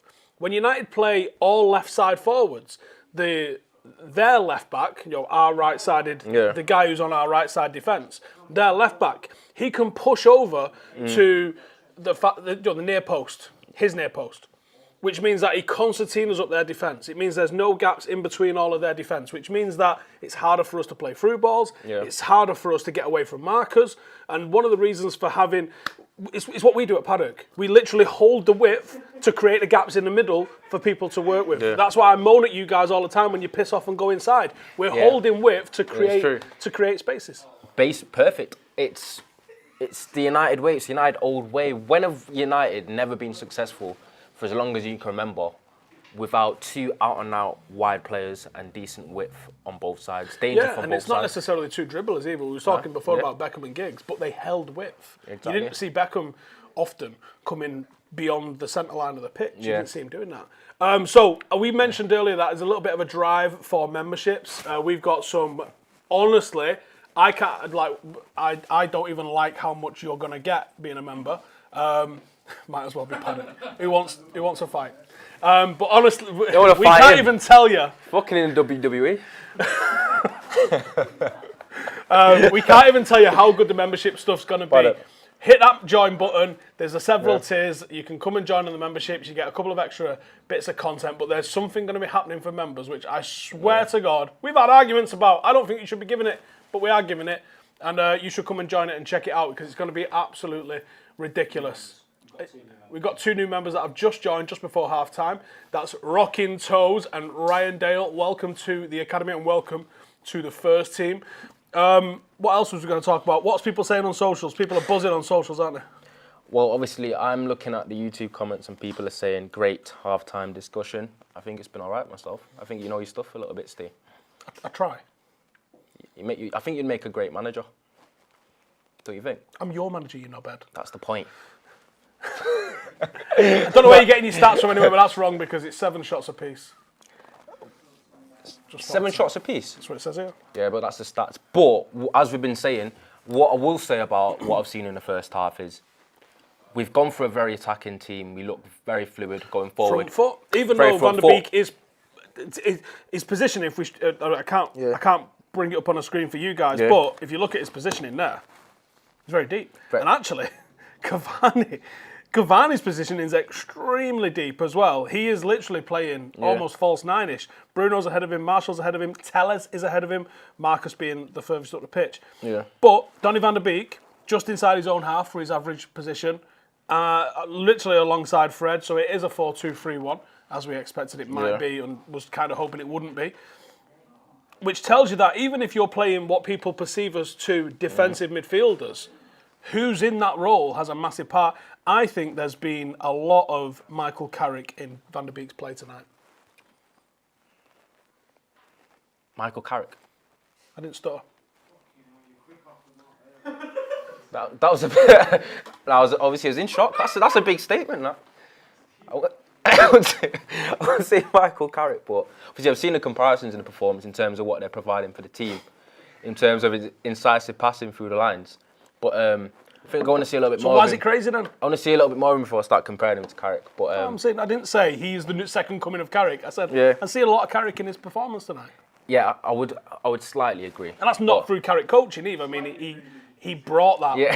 he came with that in his suitcase on the plane. Like that was him. But I'm seeing it tonight.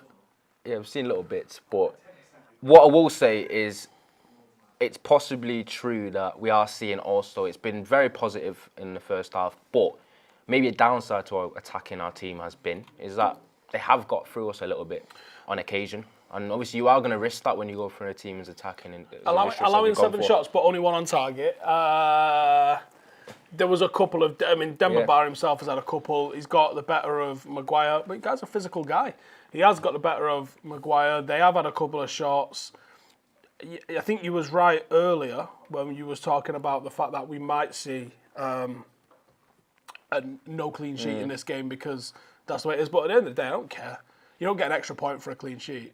You want to see goals, do you? You do, yeah. So ultimately, you want to see 3 points. As we can see, as it stands, we've got United top of the table there.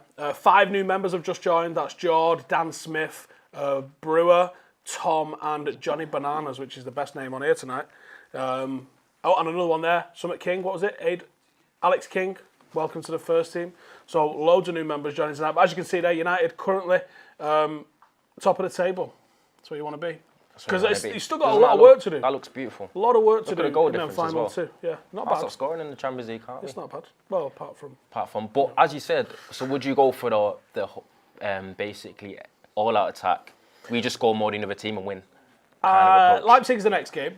Leipzig's the next game. I'll tell you what, do us a favour. Give us a video like if you think we're going to qualify from the Champions League, and downvote it if you think we're not going to qualify for the next stage in the Champions League. I would say, RB Leipzig, you can treat that as a free hit. It's an away game. See what you get. You get a point. It's a pretty good result. If you lose, it's not a good result. If you win, it's a fantastic result. Yeah. But then you've got to try and make sure that you find out what you need to do to beat the French when the French come. We've disappeared again. We have disappeared again. They can't handle us. They can't handle the truth. It's as simple as that. They can't handle us. We are too hot to handle. And potentially, the camera that we're using is too hot to handle. I tell you what, we're going to throw to them lot in the other room because we ain't coming back on, are we? Right, we're back. Something's up with that camera, innit? Bit of a laugh. Weird, that. What's up? We are back. We're just going to be coming back to the end of half time as well. The second half will be starting in a couple of minutes. Before we talk about that, or before the second half starts, I think we should talk a bit about Bruno Fernandes, who's been... You thought that, yeah? Quite an astonishing signing for Manchester United so far. Adam, sorry to spring this idea upon you now, but do you think that Bruno Fernandes is the best midfielder in the world at the moment? I think, obviously, midfielders have different roles. So when you're talking about midfielders, so many differences between a Kante and a Bruno, for example, that you have to almost separate them down into the role that they do. And it's usually into two, isn't it? An attacking and a defensive. Obviously, you have box-to-box midfielders. They do exist. But Bruno isn't one of those. So you're looking at, is he the best attacking midfielder in Europe at the moment? And I think he's got to be up there. I'd argue, at this moment in time, on form, when you take into consideration his form for Sporting Lisbon over the last couple of years, for Manchester United in the last calendar year, when you look at the sheer number of goals and assists that he brings with him, it's an incredible amount. Yeah. And you have to say he is up there. And it's not only goals and assists that he brings. People will say Kevin De Bruyne is great, which he is. He's world class. Does he have the levels of improving those around him as a Bruno Fernandes? I don't think we have a Paul Pogba who you could put into that bracket as well. And I think he brings so much more to the team than just his goals and assists, which he brings an awful lot of. But he also brings a leadership quality, tenacity, a nagging, and by nagging I mean a good nagging. Is the kind of player that if you're not doing your job, you will know about it. And for that reason, when you combine all the attributes that he has, I'd have to say I wouldn't swap him for anybody currently on the planet. Now, obviously, there are some world-class players out there, and I might be overlooking an obvious one. But when you think of the best players in his position, I ain't swapping him for any of them. No chance. I mean, you put in all the, on form in his position. And I think you look at Kevin De Bruyne, who's clearly, I think, right up there with him. For me, over the last 12 months, maybe 18 months, I think Bruno Fernandes has been and is the best midfielder in the world. And you can look at the assists of De Bruyne, 20 assists, something astonishing last season. But he doesn't get the goals Bruno does. Bruno gets, as I think so far at United, he's got over more than a goal every other game, which is like elite striker levels of goal scoring. In terms of his Premier League appearances, he's made 22 Premier League appearances. He's got 14 goals and 10 assists. Now, that's just in the Premier League. Yeah, I think overall it's 35 appearances, 21 goals, 15 assists. So that's more than one goal contribution per game. Yeah, which is outrageous. You only see those kind of numbers from me on pro clubs. Yeah, from you on pro clubs. Exactly. Or from an elite striker in terms of, Ronaldo, the Messis, or even, they're the kind of numbers that would be, a goal or an assist per game, but not from a midfielder. And yes, he plays in the number 10 role and doesn't have too many defensive responsibilities, but at the same time, he does put that work rate in. He does all that as well. It's not like he's one of them that doesn't do the tracking back. He's not a lazy player that kind of gets caught out of position. He's someone that does that work rate. And I think that, there was people questioning when he came from Sporting Lisbon, were those numbers just because he was in the Portuguese league, or were they just, massive because of that? But to come out to the Premier League, do it there, do it in Europa League, and to do it in a team that we've not been scoring 6 goals a game every week. We've not been a team that's been banging goals in. And even since he's been here, it's not like a team that's been rolling teams over week in, week out. Since August, if you look at the top 5 leagues in Europe, statistically, he is one of 2 Premier League players in that 11 alongside Kurt Zouma but he's up there now. Henrik Mkhitaryan is also in this team, so he doesn't say a whole lot. The thing with Bruno, back to your point before, to your point that you mentioned about what he does for the team and how the team is without him and how the team is with him. As brilliant as Kevin De Bruyne is, and I think I would say it's between those two for me. When that season, I think it was 17-18, sorry, where he was injured for most of the season, Kevin De Bruyne. He was injured for a large portion of that season. Man City got 100 points. Like, it's not like they couldn't do it without him. And not to say, because he was in a good team, that must mean he's shit. But United couldn't do this without him. We saw that last season. Yeah. The fact that he's changed everything, or it feels like he's changed everything. Like you said, he holds players to a standard that they weren't being held to assists. This thing of we don't have many defensive we don't have much to worry about defensively. He doesn't have to get back. There are hundreds of players who don't have to do anything defensively, who don't do what he does. For me, he's the best.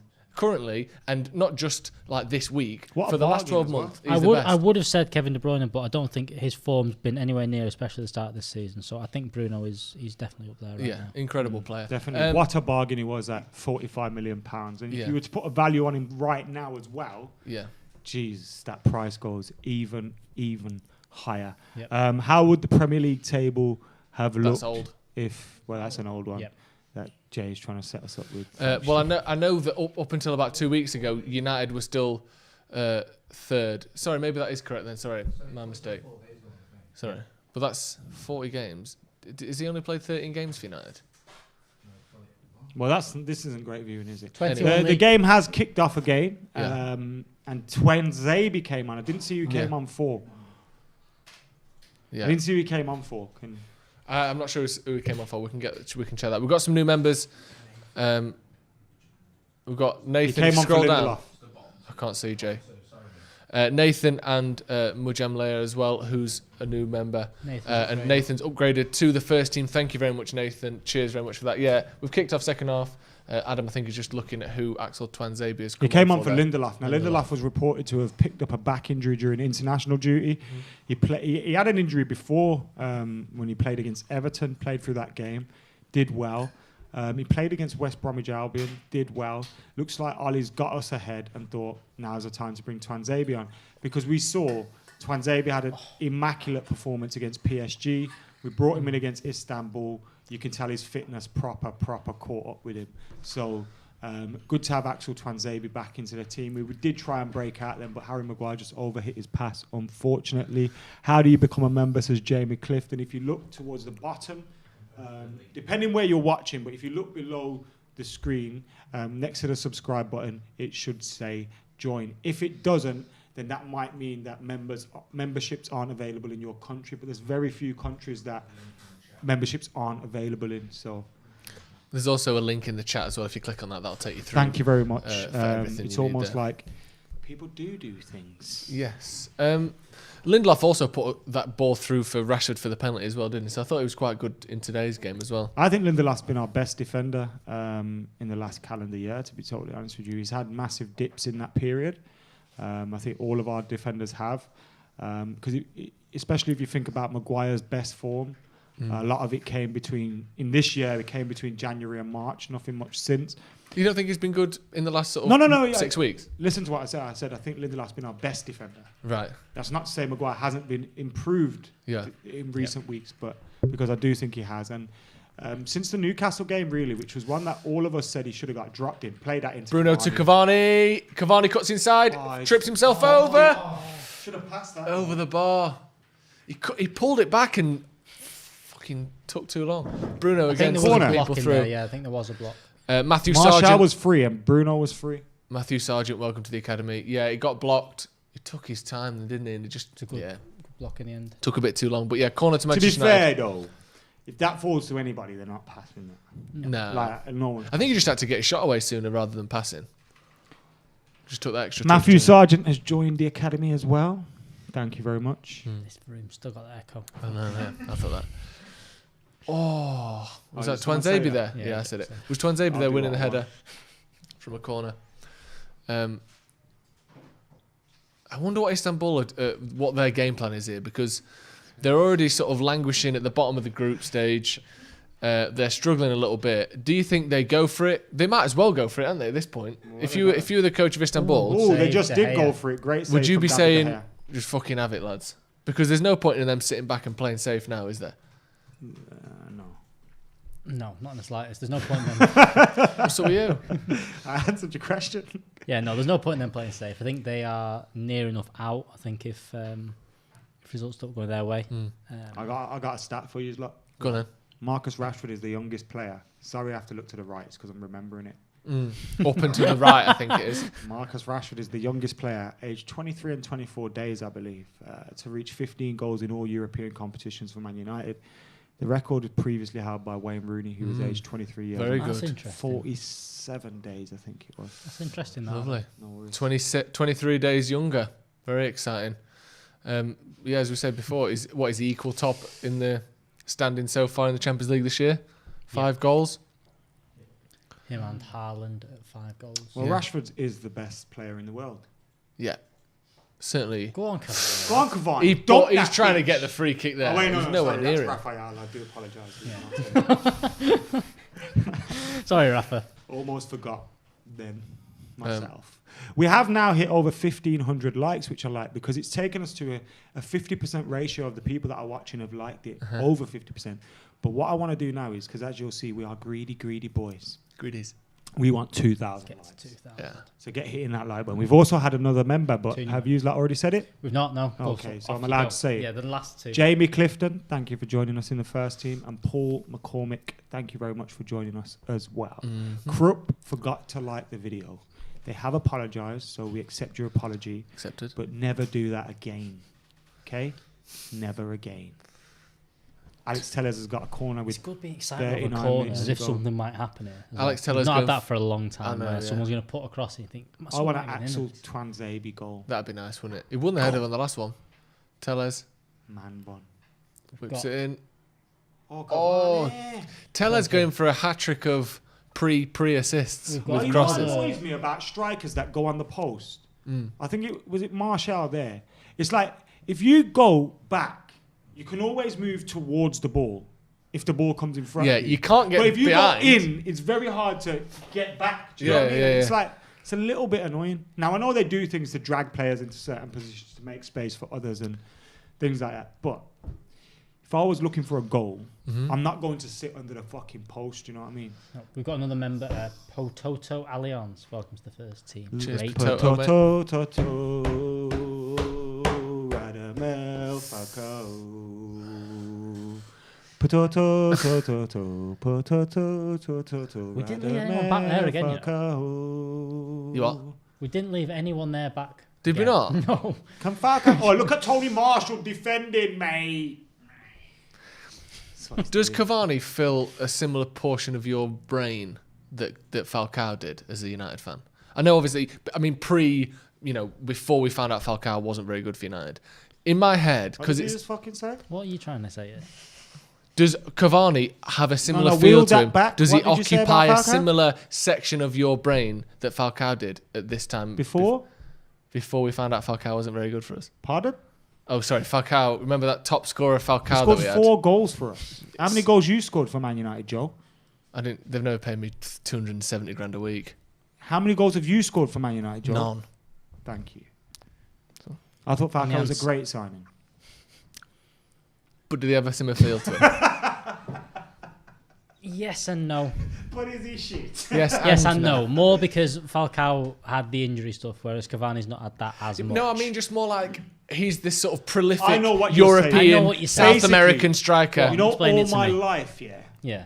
when I've grown up watching Football Italia and that, and you see these number 9s, these true European, not obviously he's not European, he's South American, but that have played in Europe. Trezeguet, These ones that when they celebrate Yes. like Del Piero. Inzaghi, you know Yes. them boys, Yeah. Batistuta, Yeah. you know That you never proper thought would nines be that Christian you always Vieri. wanted. And then it's like Falcao. When we got Falcao, it was like, oh my God, we've got this supreme number 9. I can't wait. Yeah. And then it falls flat. And Cavani kind of ticks those boxes as well. The thing is, How happy he is. Exactly. I what loved Falcao Look how more happy he because is. I had this little, me and him were cool, you know what I mean? But Cavani is that type of striker. And the great thing about it is, we're seeing a man that's coming in that has played in France for a couple of... Ooh, that skimmed off Rafa's little ding-dong there. We've got a man that's been playing in Paris in Paris for a bit, which means, let's be real, 75% of your games mean absolutely nothing. You spend 90% of them attacking.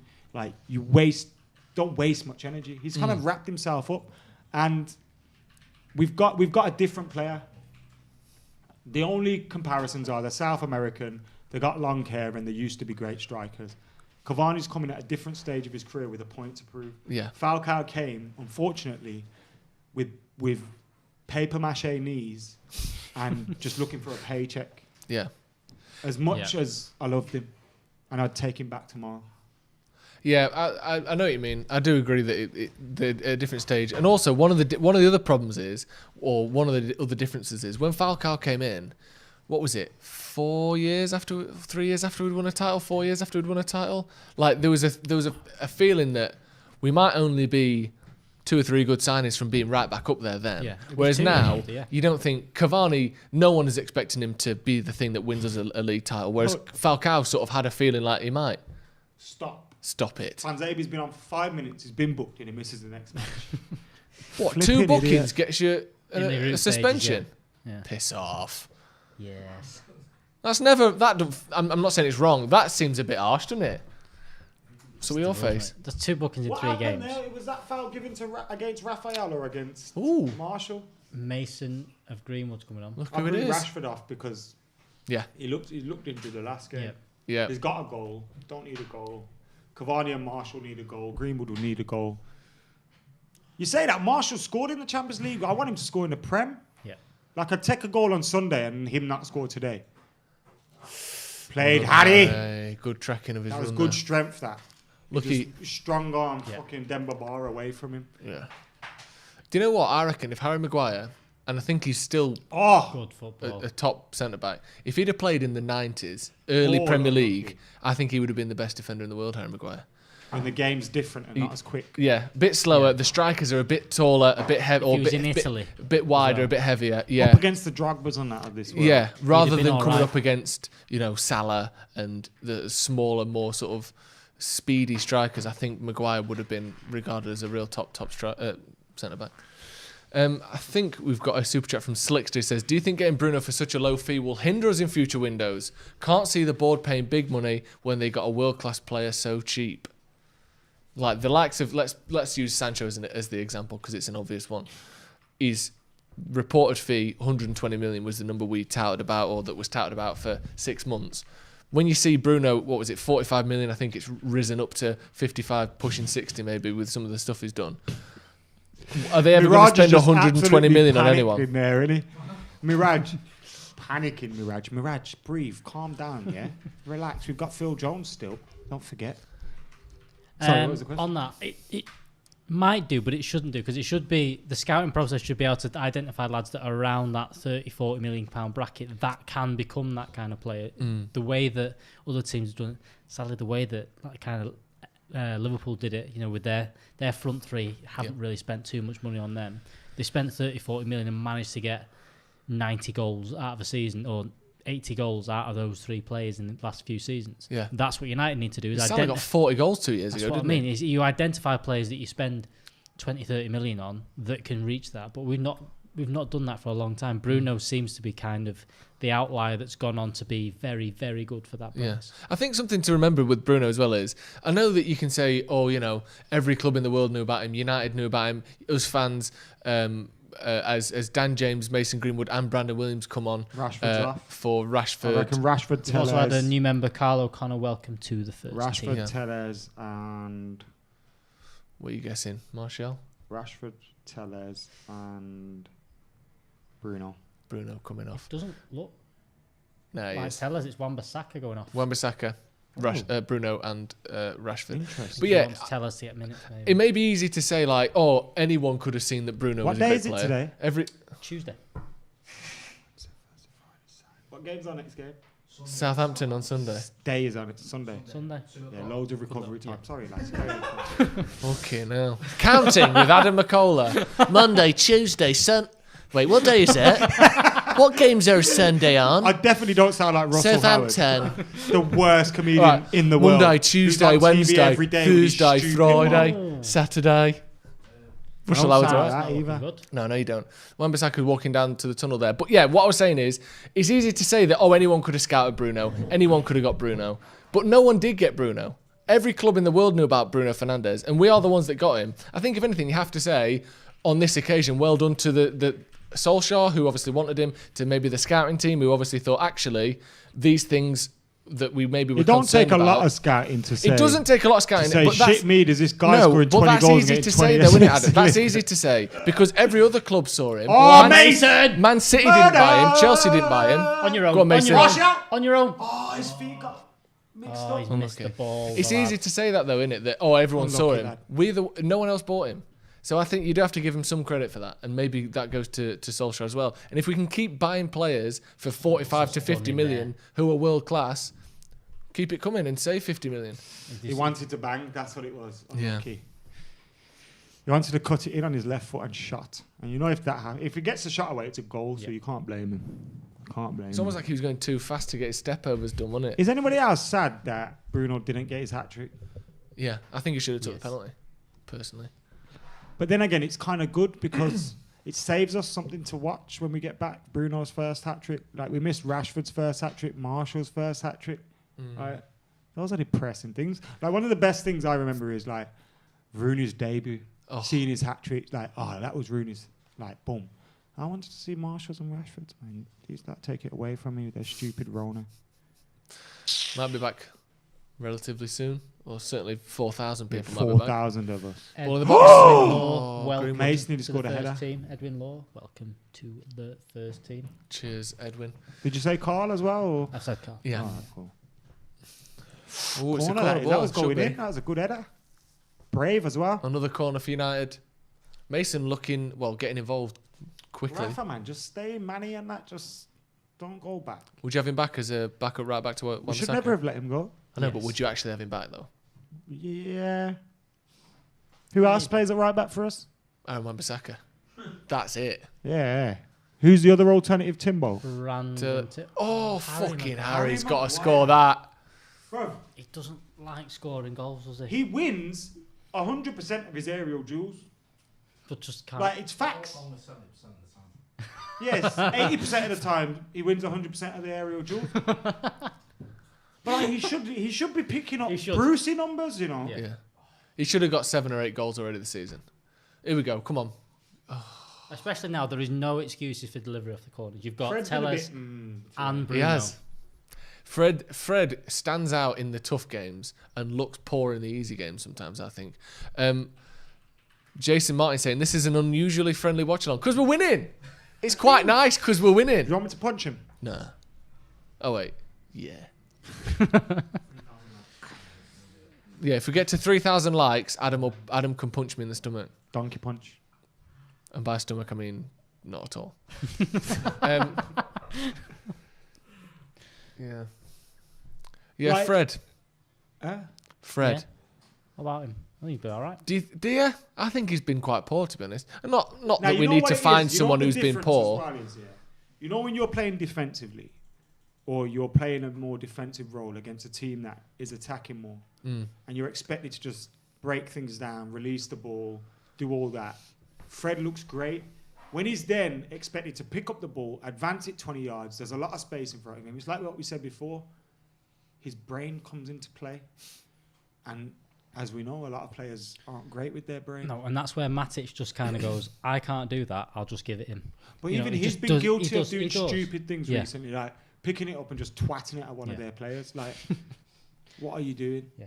And it is that, you know, I've got Van der Beek next to me, I've got Bruno. Just play that simple pass, get them on the board. That's all I need to do.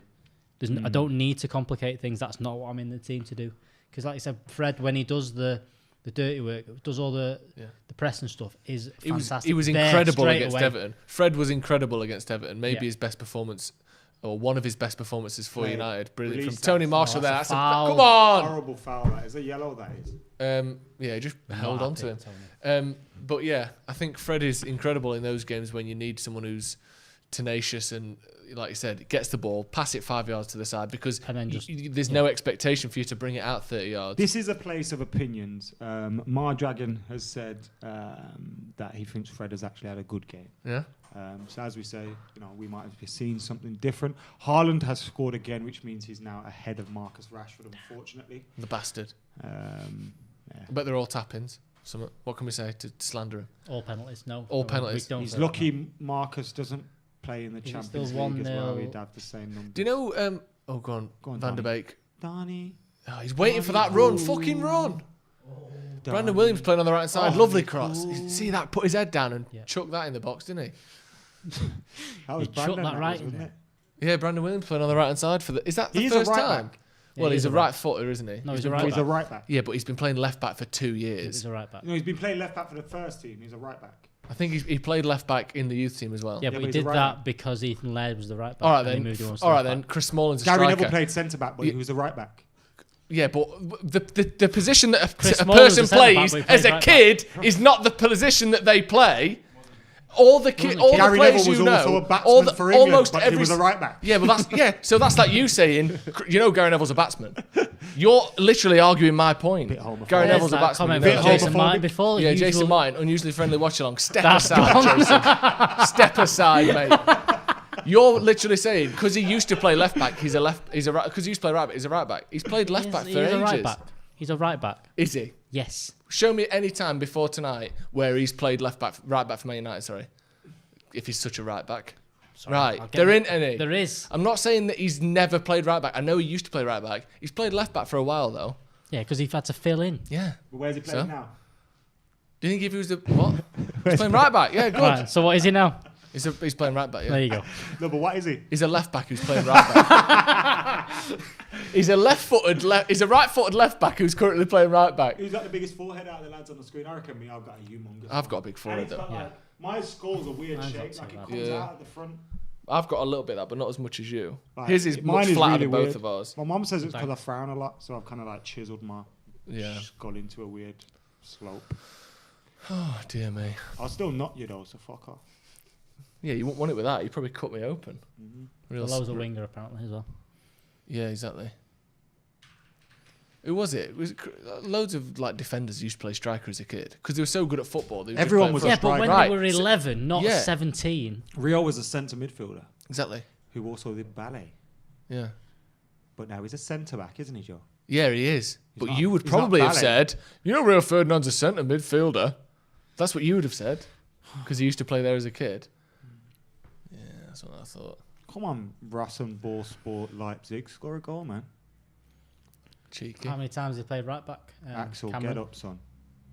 How many? 6 times. Brandon Williams has played right back in his most natural position. 3 times now in the first. 3 times in the first team. He's played right back. Right. How many times has he played left Here we back go, for you Mace. Here we go, in the Mace. first Put team? on the burners, son. Skinned. Release. Played. Quality. Damn.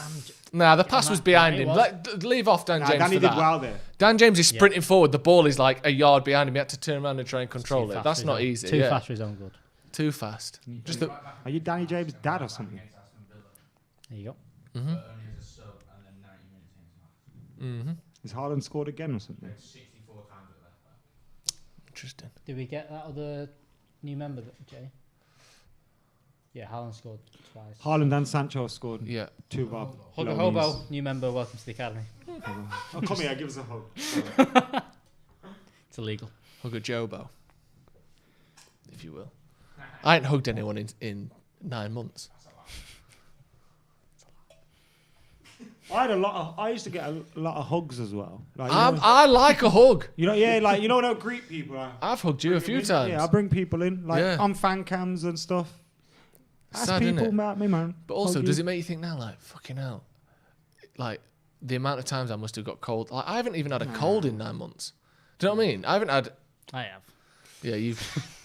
Yeah, you had brought the thing in the here. cold. But like the Amber amount of people you think now, like even when there's a vaccine, you think there's loads of stuff I can catch from hugging someone. It might take me a year to get back I'm into getting it. back on it as soon as I can. Are you smashing that vaccine as soon as you can? Nah, none of that.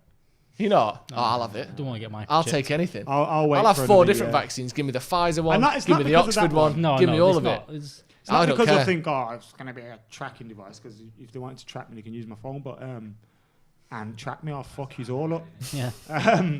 But, like, I'm going to wait a year, you know what I mean? Yeah. Nice. See if it turns everyone to zombies first. Mate, I don't care. But then I know as soon as I want to go on holiday, and they're like, yeah, well, you have to stick this in you. I'm just going to be like, right, let's Swim get it.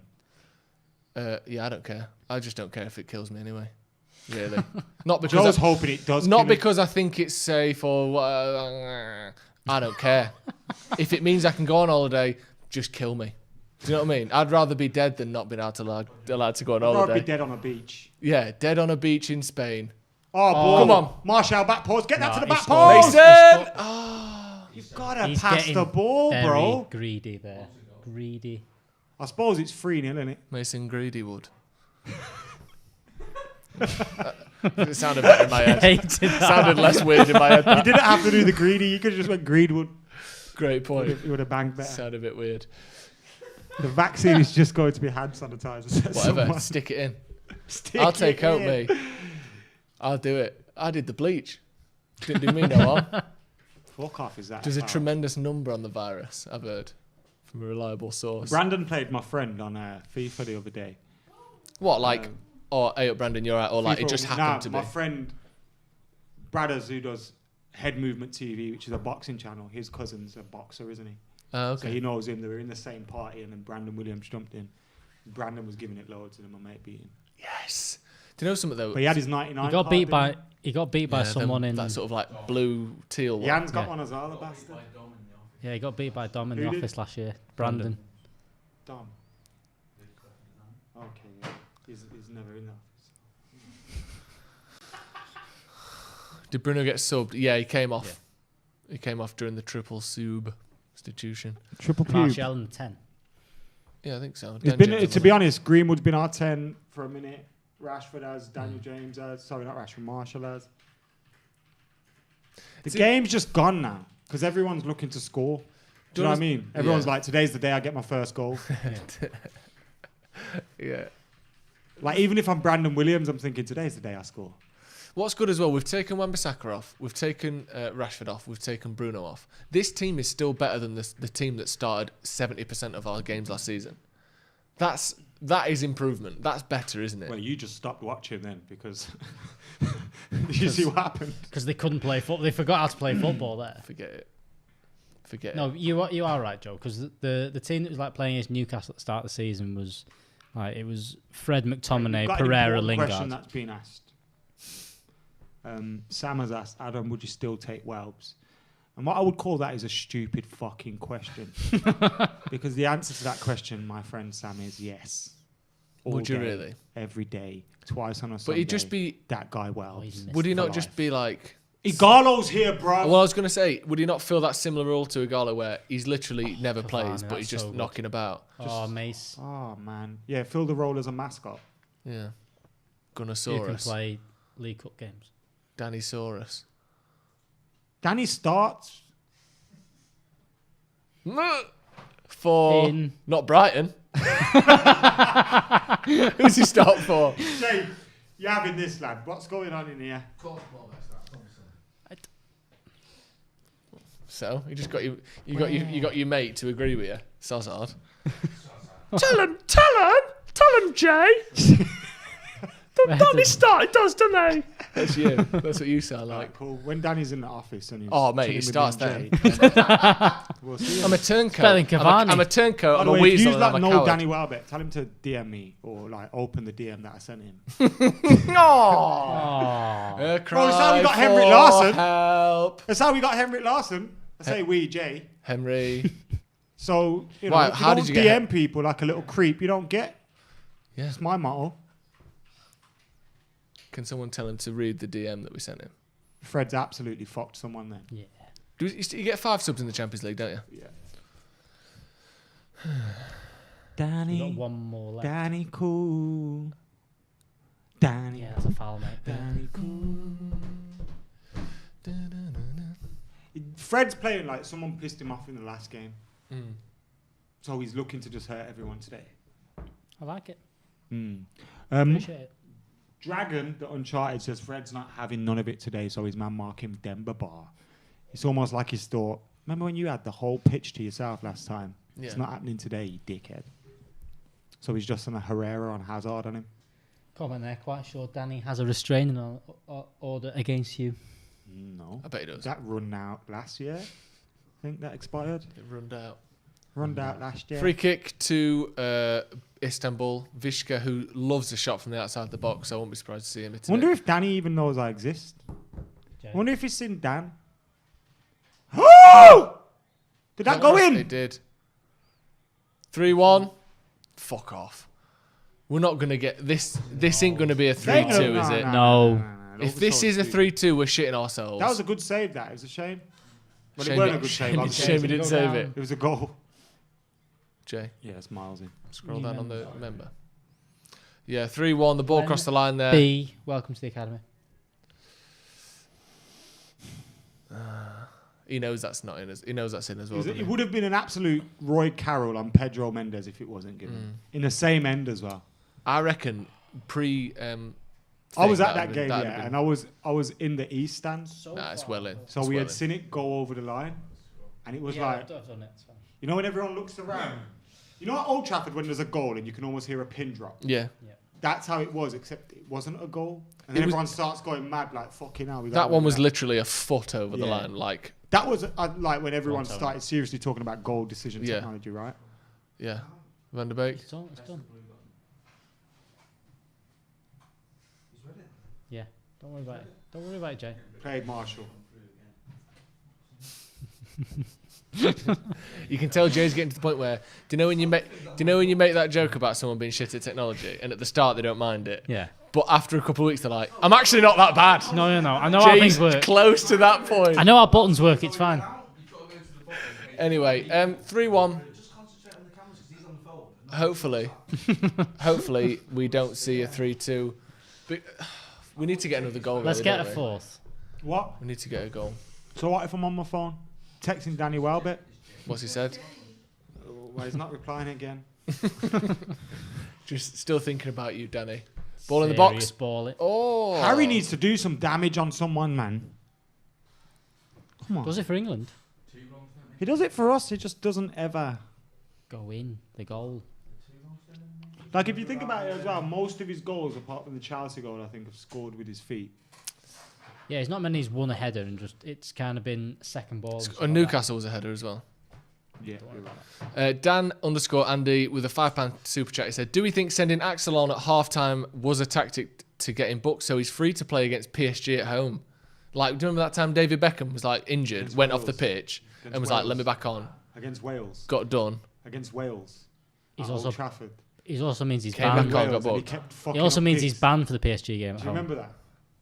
Yes. He kept fouling. Giggs was the person he kept trying to foul to get booked. Was it? And then he did get booked. I remember that game like it was yesterday because David Beckham is life.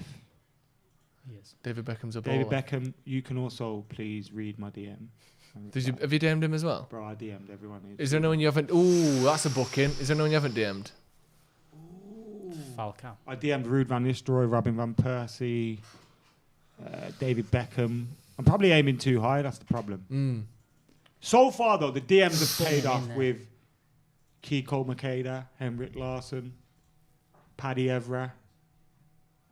So they do pay off sometimes. Jesse Lingard slid in our DMs. Love Jesse Lingard. Martin. Oh, Skirtles took Cavani out from behind there. He's got booked for that. I think he Jay wants to studs pass up, on a wasn't it? message. It was, you scouse bastard. There you go. That's what he wanted us to say. That's what he's saying. This whole thing of... Oh, Go on, come go on, go on, Mason.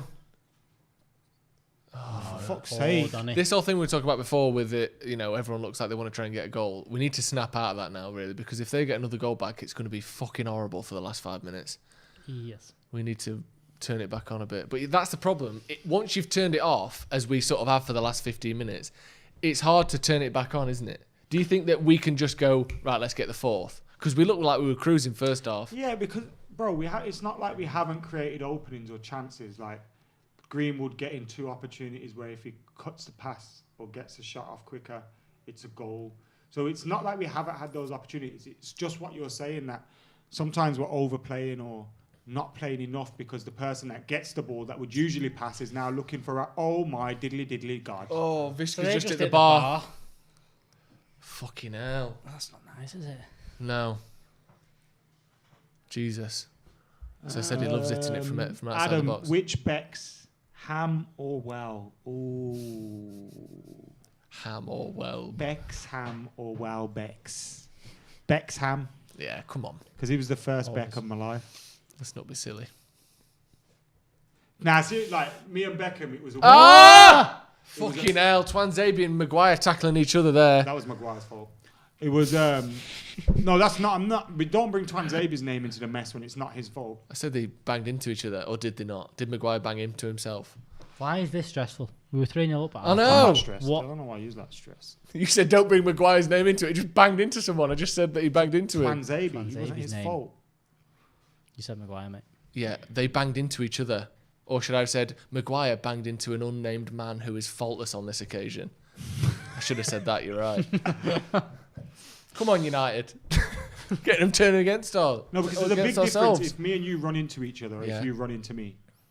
Okay. Do you know what I mean? Yeah. Go on, Ali. Well done. Win that, Tony.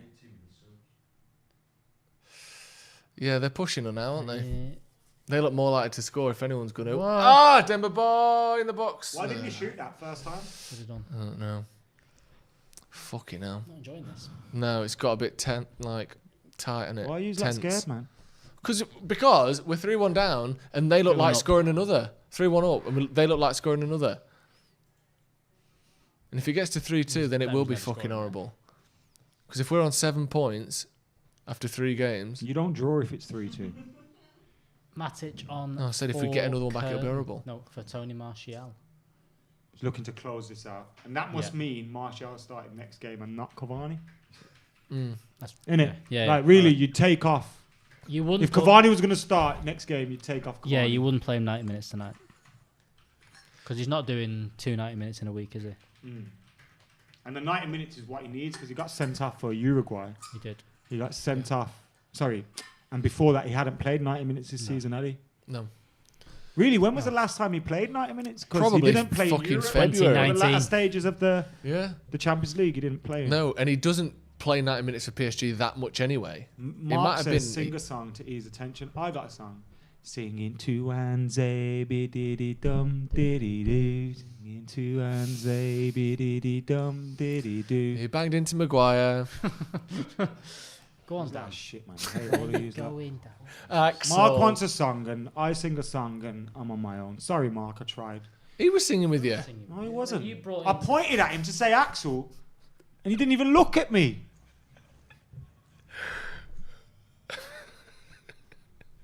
Sorry. You know. The choir boy's upset now. Yeah, people in the comments are singing along with you. See, Matthew's on it. Axel. I have to do backing vocals, front vocals, make the beat. Oh, do everything. fucking Jesus hell. Christ, what Right, are the you theme twats tune. Sing the doing? theme tune. There Yes, it Axel! Oh my God, Brandon! Get out. Skin. is. Come on now. Ping that through the lines. Matic out to Cavani. That's a good ball. Take it. Touch. Back post. Who's there? No Wow. way, man. Oh That my wasn't a Lord. good cross. Nah. I don't think he should play right What wing. did you say, bro? Ain't Timo Werner missed about 7 sitters today? That's true. I'll fill you in. No. No, you're not. Probably. Someone said 6'4" Ahmed says Tellez isn't an improvement on Shaw defensively. And I did say this at the time, is an improvement going forward, but there'll be some games where Luke Shaw is required to hold it down a little bit defensively. Also, do we think Tellez is probably knackered? Yes. Played 83 minutes, and Didn't he's he have another the one. Rona twice or 3 times as well? Yeah. He got it, and then got rid of it, then he had got it it. in every lung. Yeah, he's had it in every continent. Just darts about the country, picking it up at every place he goes to. Yeah, he's got to be knackered. Cavani's got to be knackered. Like, there's no way that he ain't tired playing 84 minutes. Oh, what are we doing? Who was that? Go on, Alex. Well done. Good tackle. There's Tellez for you. Who was that gave that away then? I think it was Mason. That's a foul on Fred. Oh. He went over the Done ball him here. then. Yeah. Ooh, Yellow card. Yellow. That's a yellow and a half, that. Come on. What we got here? That's a good tackle by Alex Tellez there. I don't want to see that. I want to see this. It's not that bad actually. His studs are low. I thought his studs were up, but they're not. Still a booking though. I haven't got any news. I don't know what this geezer's on about. My news is we're going to win the league. And the Champions League. Mm-hmm. Factuals. Who?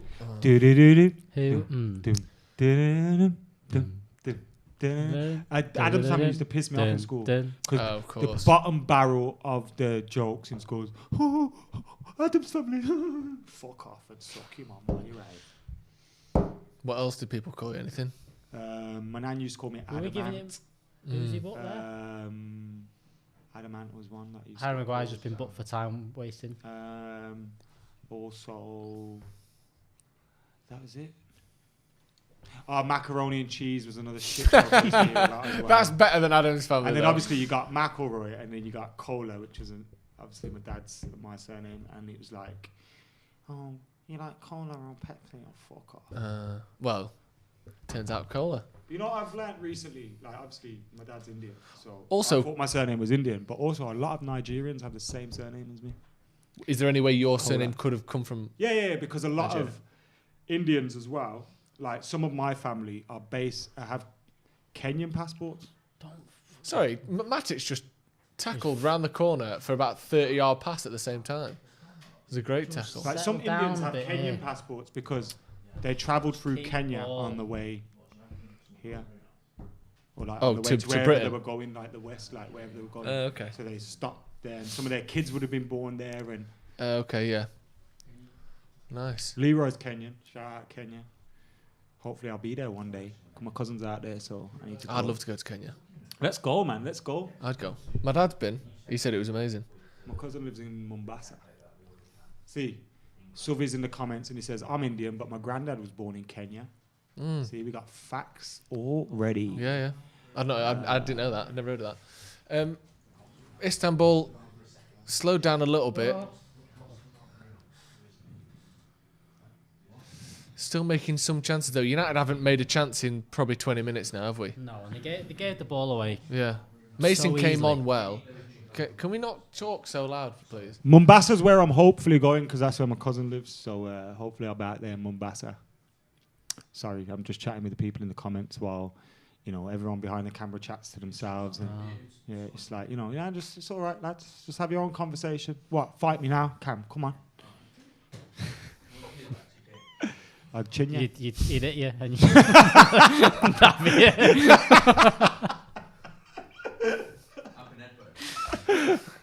Yeah, in the back of the head, not. No, he hasn't been headbutted. Someone went to head the ball and missed and headed it. Yeah. It's hardly a headbutt, is it? McCola isn't my real surname. It's a combination of two, McElroy and Cola, for those that are asking as well. Also, when people used to say, do you prefer Pepsi or Cola? Cola ain't a brand. Ball. Cola's the drink flavour. Coke is the brand. Yeah, but so they do were you think shit. school kids know about No, I'm that? saying they were shit. Tried that. School kids were shit. Cola is the generic term for the bean, I think. We learn something every day, boys. Adam, do you think taking Martial out was right? Says Gabrielle. Yes. Yeah, for Sunday. Do you think? He needs a goal in the Prem, not in 2 goals in 4 games in Champions League. Yeah, Isn't bad? I know, but if he got a goal in the Champions League, it wouldn't hurt him, would it? No, of course not. But yeah, it's not as important. I think breaking the, what would you call it? Hoodoo. Duck. Hoodoo. Yeah. Because you don't want to be sitting on 0 league goals too long, do you? No, exactly. Especially when there what is about RC Cola? whether it's deserved or not. Roller there is Cola. this ongoing sort of discussion about whether he is suited to play that role, isn't there? So for someone like Martial, him to score league goals is almost more important, isn't it? Because there's always people doubting whether he can do it. I don't know what that comment is. Panda Pops were great as well. Someone said Panda Cola, but they're clearly wrong. School kids have beers. What schools did you go to, bro? To be fair, when I was in year 7, one of my boys used to just stand outside before school necking a vodka bottle, bro. I used to think, what is going on here? Do you think it was just had water in it? Nah, he necked it because he went through some difficult times. And You just do. Mans would just be sessioning before school and stuff. I didn't know about those. Nuts, bro. I didn't know about those difficult times when I mentioned it. Sorry. And then we had one geezer in school because he grew a beard in like year 8. Yeah. Send him to the shops. No, yeah, he used to go shops for fireworks and cigarettes and stuff. Fireworks. Oh, he could have gone down for a penalty then. But also, Dan James did well there, but he should have gone down. I think he got contact there. But also, once he drove his dad's car to school, yeah. So you'd see this kid driving. It was automatic. But he'd have a school uniform on and a beard. And Excuse me, sir, have you got a license for this vehicle? You think, what the hell's going on here? On your way. Why do you have a school uniform on? Who bloody knows kids these days? Fucking hell. Oh, God. A 10-year-old boy. I was in to secondary school, so it was at least 12. What car was it? In my head, it's a really big old saloon. Yeah, it was like a Cadillac. Like a Peugeot 307 or something.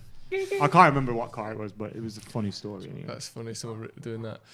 Hey guys, couldn't catch the match. Could you please tell me who scored the goals and who was the best performer for today? So Bruno got the first two. One was a stunning strike from the edge of the box, from a corner. The second one, what was the second one like? I can't remember now. It was the one where the keeper forgot how to catch and just. Oh yeah, and he just tapped it in from about 6 yards. And then the third goal was a penalty taken by Rashford. It's been truly a game of two halves. We've lost the second half, if you look at it, but we haven't performed very well. It looks like we've kind of gone, the 3 points are done. Let's just see this out. Now, we haven't seen it out very professionally. No. Because you would have liked to think we would have got another goal or two. We played all right up until the subs got made. I think we were fine up until the subs got made, and then... That's the thing, when you got the temptation of 5 subs, if you make them all, you're going to unsettle your team. Yeah. But here's the thing, though. Let's remember... We were 3-0 up when we started making subs. Yeah. And though we have conceded one goal, it's the first minute stoppage time now, we're winning this game. Well, that's what you want. That's exactly the position you want to be in. You might lose a few second halves, but if you win the first half 3-0, that's all right. That's the problem. When you draw the first half, then you have to play everyone every single minute. Yeah. So yeah, for me it's good, and I don't mind it. That goal was a goalkeeping mistake. No, I don't. What, as in bad? Come on. Danny! Dan James in the middle. Don't you? He has passed. Dan James. Yeah. Well done. Dan James with a goal, 4-1. Hey, kept himself on side goal for his country in the last international break, and now a goal for Manchester United. Fucking good lad. That would be a big weight off his shoulders because his form this season hasn't been great, but well done. That's getting there. Has he lost a bit of weight? It looks slim, doesn't it? He looks as skinny as me now. Yeah.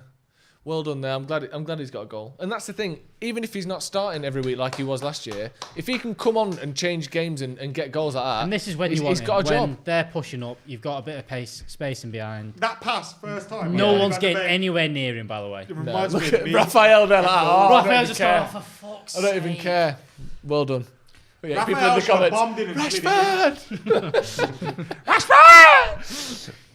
Yeah, well done. I'm glad he's got a goal. And it's a nice finish as well. Calm. Just puts it around the goalie, doesn't he? Oh, that's good. Assist for Mason as well. Nice ball through. Who would you say your man of the match has been, lads? Is it a stupid question? It's not, because he's not played for the last 30 minutes, but I think it's still Bruno for me. Yeah, nor have we, for the last 30 minutes. Oh, the team generally, you mean? Yeah. I would say Bruno. Yeah, that first hour. It was I think Donny is probably not a close second, but he's probably the second. For ones that have played the 90 minutes, I think Donny's played very well. How much did we used to take these kind of victories for granted, though? Like, being able to get ahead, take a few players off. Yeah. And then, like, I always feel like every time we say, I hope we can get ahead, take a few players off, we don't do that. No. Like, we struggled, like against Istanbul last time. This time, we've actually been able to do it. So I think if you would have offered that you're going to go 3-0 up, make a few subs, slack off a bit, I don't think anyone cares. No, a lot of people in the comments saying Donny man of the match. Yeah, Donny all the way, according to Mark. Levi saying Donny man of the match. Yeah, quite a few people think Donny. And I would say he's been consistently good, but I think there was points where Bruno was just pulling all the strings. He was quality. He had the assist for the Rashford goal that was ruled out. He got 2 goals himself. Yeah, I would go Bruno overall, but Donny was also excellent. It's good. You know, what is this? Is this his second start for United, Donny, or is it something like that? He's not had many. He's not had many. And to come on, play 90 minutes, or to start the game, play 90 minutes, control the midfield the way he has, brilliant. Great to have players like that in there. Who starts the next game? Could you assume Pogba's not going to go on? Here we go. One more. Right, Donny, Fred. No, Donny, Mason, Cavani. Mason goal, please. Oh, Cavani. Yeah. Mason! Oh, save keeper. Trailing leg Bro, there. You know, as soon as Mason pulls the trigger, I think it's Goal. a goal. Yeah, me too. Game's Full done. time. Romeo, done. 4-1 Manchester United, up to 9 points as well. Can we just, before we go, Jay, can you just quickly bring up the score in the PSG game? Is that stayed at 1-0? Yeah, that's currently still at 1-0. PSG in the 90+6th minute there. So it looks as though... Can you click on the Group H Manchester underlined United, just above the score, please? It looks as though Manchester United are going to be top of the group, 9 points. And yeah, second is RB Leipzig The other thing saying on that 6. our goal difference is massive compared to everyone else. We've got an 8+ Well, you've got goal RB difference. Leipzig who are on a -3, -3 goal difference now. No, I think that's including. No, it's not, because German PSG are on 6 points now, aren't they? Yeah, so Leipzig are -3. No. This is live. Oh no, it's not. No, it's not. You're right. Bro, I try and make it as smooth as possible so you derail it. That's what I'm trying to do. Yeah. Yeah, so United are on 9 points. PSG and RB Leipzig both on 6 points. Istanbul, I think they're pretty much out now, aren't they? Down on 3 points. So I think if we get a win against PSG in the next game, Can you click on fixtures we there? should be safe.